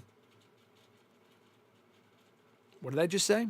Fucking Mariah May and Toni Storm from Revolution. Toni and Mercedes from All In. And then either Toni and Mariah, the second match at Grand Slam Australia. Maybe the Jamie Hayter match with Mercedes at Double or Nothing. I just feel like they could have done better. Tiffany and Io or Tiffany and Nia had a really good match on SmackDown. Not the last woman standing was good, but the second match they had I thought was great, honestly. That might be number 5. I'd have to think. Charlotte and Tiffany I liked, but it wasn't top 5 worthy. The Women's Chamber was great. Honestly, the Women's Chamber might be number 5. A lot of great women's matches this year. And in NXT, actually, you know what? Stephanie and Julia also had a great match too. So there's a lot of women's matches to choose from. Let's see. William Regal versus MJF in a brass knuckles in the ring match. Brass knuckles versus the ring. Yeah, that would be cool. Especially after MJF pretty much took Regal out of AEW back in 2022. That would make sense. Fernando said, was Dustin Rhodes winning the TNT title the right decision? Yeah, so I wasn't like, holy shit. I mean, I was like shocked when Dustin won. I thought it was a botch for a second. At first, I'm thinking, what the fuck? This is so random. But honestly, in retrospect, it made sense. Because the Adam Cole news happened, which was really depressing. All the best to Adam Cole, by the way. Hope he heals up and is able to wrestle again, but health comes first. That was really sad. So the crowd did not care about the four-way. The four-way had no build as a result. They had to pull Cole from the show, turn it into a four-way, which made no sense. Because it's like, what if Rhodes and Guevara done to earn an opportunity at the title, or even Daniel Garcia? But at least Garcia was a former champion. And Guevara was too, but not in like fucking years. Anyway, they had them in there because Dustin Rhodes won. He's from Texas. It's a nice moment for Dustin. He deserves it. He doesn't have to hold it long. Fletcher can beat him for it. I feel like Fletcher we all expected to win, so it was a nice Swerve win. Fletcher wasn't pinned. He can always win it this week, in a couple months, in a month from now. It doesn't have to be a long reign for Dustin, who was already 1/3 of the Ring of Honor World Six-Man Tag Team Champions and 1/2 of the Ring of Honor Tag Team Champions. He's the fucking belt collector now. But honestly, in the moment I'm thinking, what the fuck just happened? But then after thinking about it, I'm thinking, that was kind of cool. Good for Dustin. Good moment. I liked how they did that. And it made sense. Johnny said, favorite thing from Dave & Buster's? It ain't the food. You know what I said earlier, how I have a low bar for food? Dave & Buster's, their food kind of sucks. They have overpriced food that is not great in very small portions. It's bullshit. So I do not like the food from Dave & Buster's. I would eat there if I have to, but it's definitely a fucking ripoff. My favorite thing at Dave & Buster's is the games. I go there for the games. I don't go there to drink. I don't go there really to eat. I eat beforehand elsewhere. I get more bang for my buck elsewhere, across the street, than I do at Dave & Buster's itself. But we try to go there on the Wednesday before Thanksgiving every year. Me, my brothers, and a few other people, our friends. We try to do Dave & Buster's annually, and it's always a good time. So I go there for the games, not really for the food. It's definitely a fucking ripoff.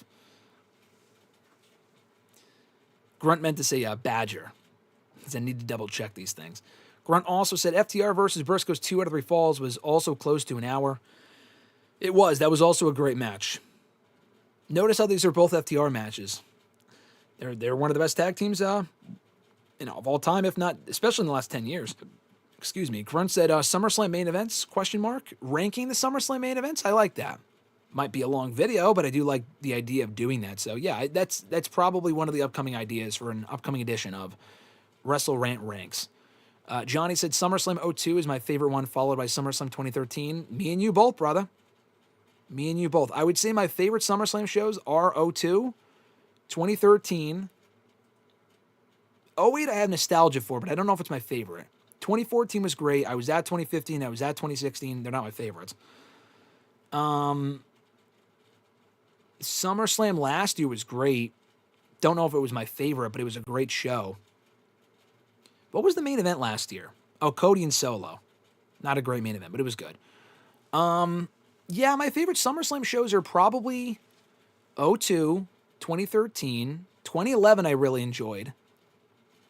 And then maybe last year. 2020 was during COVID. 2021 I liked, but it was a mixed bag. 2022 was a mixed bag, but I liked that one. 2023 was a mixed bag. 2019 was a very good show. 2018 was 2017 was yeah, definitely, probably '08, 2011, 2013, and '02. But 2024 would be an honorable mention, if not. I'd have to watch it back. It's been a while since I was there. I haven't seen it back since I was there. Johnny said, who should dethrone Monet, rather, for the TBS title? I would say Athena. I know Athena's got a contract for the Women's World Championship, and I'd be fine if she beat Tony. But I still want Athena to beat Mercedes after she lost to her in the Owen Hart Cup back in April. So I say Athena. But maybe it ends up being someone else. If it's not Athena, Chris Statlander, because Chris Statlander lost to her twice. I feel like she still needs that win over Mercedes. So either Athena or Chris Statlander. Johnny said Rhodes and Sammy got a title shot because they were from Texas. No, I know why they were in the match because of that. But I'm just saying, like, from a storyline standpoint, they already fucking wrestled in Texas on the pre-shows. They really did not need to be in the match. They did nothing to deserve that. Fernando asked, what were your thoughts on Goldberg's retirement speech getting cut off? I fucking was bothered by it because it's like, you guys could have spaced this out better. Their timing sucks. Their timing is terrible. Make the Gunther-Goldberg match shorter and then give those 5 minutes extra, 5 to 7 minutes more, to the promo afterward. Yes, they put the whole thing up on their socials. It was a great retirement speech that should have fucking made the show instead of cutting to it for 30 seconds. What a slap in the face. And that was because their own timing issues sucked. Make the match shorter. Give the time to Goldberg. It's not that difficult for his post-match promo. I'll talk more about that on Thursday with RJ. Grunt said, SummerSlam 2013 is an all-timer for sure. The last WWE show my theater ran, not a bad way to go out. Yeah, that might have been the last pay-per-view I watched at Buffalo Wild Wings. They don't do it now because of the network and Peacock and shit. They stopped doing it when the network debuted, they stopped doing WWE pay-per-views at Buffalo Wild Wings. But when I was in high school, someone I knew at the time said, hey, I was at Buffalo Wild Wings and they were playing the Royal Rumble. And I said, oh, no shit. And they were like, yeah, if you go there, you can watch the pay-per-views. Because this was at a time when the network wasn't a thing, so you'd have to fucking buy the shows. I bought the Rumble that year, stupid me. Could have just watched it at Buffalo Wild Wings. So I was still in high school at the time. I couldn't go on a school night. This was when the pay-per-views were on Sundays. And the nearest Buffalo Wild Wings to me was like fucking 40 minutes away. So it just wouldn't work for me to go watch every show there. It was not close. But we ended up watching Elimination Chamber there the following month because I had no school the next day. It was during February break, and we went, and it was cool. So I saw SummerSlam 2012 at Buffalo Wild Wings. I saw Elimination Chamber 2012 and 2013 at Buffalo Wild Wings, and SummerSlam 2012 and 2013. I think those are the only 4 shows I saw. All the other shows I was either on vacation for, couldn't watch, whatever the reason was. But I did go to Buffalo Wild Wings for all 4 of those shows, and it was awesome. Fresh Fly said, I saw that Gunther is rumored to be Cena's last match. Do you like this match for Cena? Because I don't. I think it's fine. If Gunther beats, Cena's probably going to win. But I like it. Fresh match. Who else would you do? Cody Rhodes, he's wrestling him at SummerSlam, so it's not Cody. We've already seen Cena Punk. We've already seen Cena Orton. Braun Breaker would be cool. Breaker, I wouldn't have it be Rollins. I like it being Gunther. Gunther can say he retired both Cena and Goldberg. If Gunther wins, which I'm not sure he would. But I like that match. Gunther if anyone can carry Cena to a competent last match, it would be Gunther. So I'm not really sure who else it would be. Gunther, Breaker, are only the 2 names that come to mind. Carmelo Hayes is not at that level. He's not at that level, so it's not going to happen. So yeah, Gunther I like, honestly. Fernando said, should Adam Cole retire? If it means him not getting hurt anymore, then yes. I don't want to say that he should retire because I selfishly am a fan of his and want to see him continue wrestling. But if it's better for his health, he might have to. Or at least take a very long time off and then come back in a number of years like a Daniel Bryan or Edge or something like that. Johnny said, I missed the fighting game arcade machines. Yeah, I was never really into the whole, playing Street Fighter. I was more into, what was the game called? Arctic Thunder. This cool game where you kind of ride on the fucking jet speeder or whatever, the snow speeder. I did Arctic Thunder. Deal or No Deal is my shit. I still play Deal or No Deal at every Dave & Buster's and every fucking arcade I go to. Mario Kart's a new thing, but I play that at Dave & Buster's and at the arcades in general. The basketball ones, all the basic games. I like those. The bowling ones, I enjoy those. FTR versus Ciampa and Johnny or FTR versus the Young Bucks. Oof. It's a good question. I'd probably go FTR versus Johnny and Ciampa. Because they had, 3 matches? Probably 4. I think they had one on TV. Maybe not one on TV. They had one at TakeOver Brooklyn. I was there for that one. That match was amazing. The TakeOver Toronto match was fantastic. They had a few matches on TV, including one on the main roster, actually, when DIY got called up for a day in 2019. The FTR Bucks matches, they've had, 4 now? The first one was during COVID, very good match. The second one in Boston was a great match. The All-In match was great, and the fourth match was great. But I'd probably would still go FTR and Johnny Ciampa. I feel like they had better chemistry overall than FTR Bucks, although you can't go wrong with either one. Grunt says, should he, ? It depends on how bad the concussion is, as far as Adam Cole's concerned he's talking about. At the end of the day, his health and quality of living is the top priority, so if him wrestling would interfere with that, then yeah, he should. Exactly. And he also said, but it's not like I want him to go away. That is the correct answer, Grunt. I completely agree.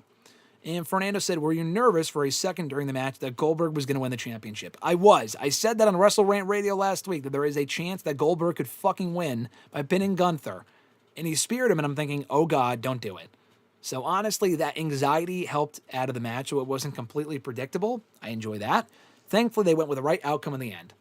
The wrong outcome can change everything, but it was the right outcome in the end.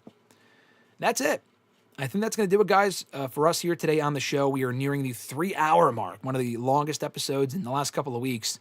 All thanks to you fine folks and your great activity here in the chat and the great questions you sent in ahead of time. If you want to send in a question to the show, you can do so by tweeting me on the Twitter machine at WrestleRant with the hashtag AskGSM. Find me on Facebook as well, facebook.com/Graham.gsm.Matthews. Drop a comment on the post I usually put up on Monday nights, if not on the wall itself.